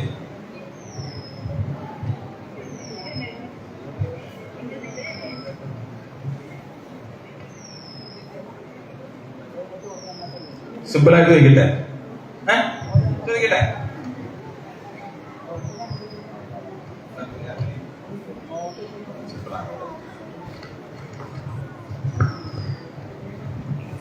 ഇന്നിവിടെ ഈ പരിപാടിയൊക്കെ ഇങ്ങനെ നടത്തുന്നില്ല. ഈ SNDP ശാഖായോഗത്തിന്റെ നമ്പർ എത്രയാണെന്നില്ല. ഈ പരിപാടി നടക്കുന്ന ഇവിടെ SNDP ശാഖ ഉണ്ടല്ല, ആരും കയ്യും കാലും ഒന്നും കാണിക്കരുത്. SNDP യോഗത്തിന്റെ നമ്പർ എത്ര? 163. ശരിയാണോ? കറക്റ്റ് ആൻസർ പറഞ്ഞിരിക്കുന്നു. 10 മാർക്ക്. അടുത്ത ചോദ്യം. ഇവിടെ ഈ സമ്മേളനങ്ങളൊക്കെ ഇങ്ങനെ സംഘടിപ്പിക്കപ്പെട്ടിരിക്കുന്നുണ്ട് അല്ലേ? അപ്പൊ ഇത് നടത്തുന്നത് ശാഖയാണെങ്കിലും അതിനോട് ചേർന്നിട്ട് ഒരു സംഘമുണ്ട്. ആ സംഘത്തിന്റെ പേരെന്താണ്? SNDP.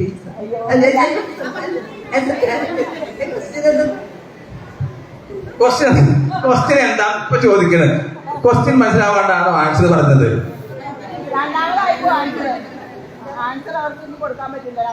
കറക്റ്റ്. കണ്ട, അവരൊക്കെ ഇങ്ങനെ നോക്കി. ഞാൻ പറഞ്ഞില്ലേ, അവസരം കിട്ടി. കേട്ട അറിയാത്ത കൊണ്ടിരുന്നു.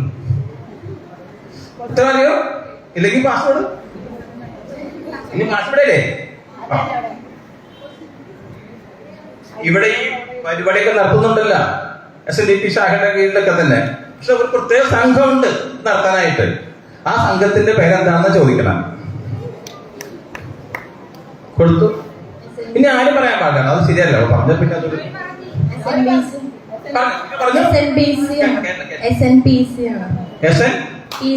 ശ്രീനാരായണ പ്രബോധ ചന്ദ്രോദയം യോഗം ആണോ ഉദ്ദേശിക്കുന്നത്? ആ, ശരി. അപ്പൊ അത് തന്നെയാണ് ആൻസർ.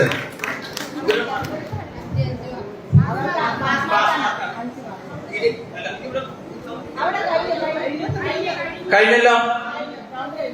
അപ്പൊ നമുക്ക് മാർക്ക് നോക്കിയാലോ? നമ്മുടെ പ്രസിഡന്റിനോട് എനിക്ക് മനസ്സിലായ സമയമായിട്ടാണ്. അപ്പൊ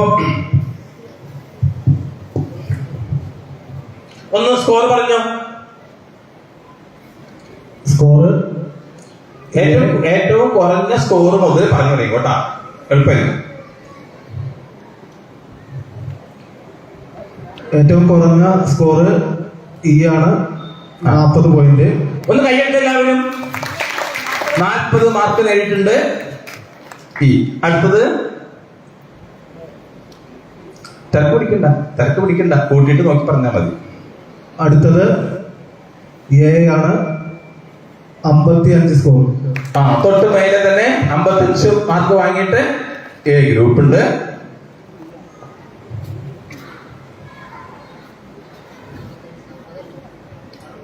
എഴുതി കൂട്ടിയിട്ട് പറഞ്ഞാലും മതിയിട്ടാ, തിരക്കൊന്നും പിടിക്കണ്ട അല്ലേ? തിരക്ക് പിടിച്ച് എന്തിനും പറഞ്ഞ പിന്നെ. അടുത്തത് ആണ്.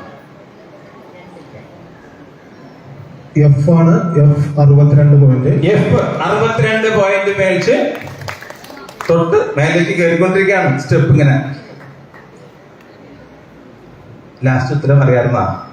അടുത്തത് 64 പോയിന്റ്. 64 പോയിന്റ്. അടുത്തത് 76 പോയിന്റ്. 76 പോയിന്റ് ഡി, അതിന് മേലേക്ക്. അടുത്തത് 93 പോയിന്റ്. 93 പോയിന്റ് മേടിച്ചിട്ട് ഏറ്റവും കൂടുതൽ സ്കോർ നേടിയിട്ടുള്ളത് ബി ആണ്. അപ്പൊ ബി ഒന്നാം സ്ഥാനത്ത് നമുക്ക് പ്രഖ്യാപിച്ചോട്ടെ. പ്രസിഡന്റ് പറഞ്ഞ് പ്രഖ്യാപിക്കണം. കൈ കാണിച്ചു. അപ്പൊ ഈ പ്രശ്നോത്തരി മത്സരത്തില് 1ാം സ്ഥാനത്ത് ബി ഗ്രൂപ്പിനെ നമ്മൾ പ്രഖ്യാപിച്ചിരിക്കുന്നു.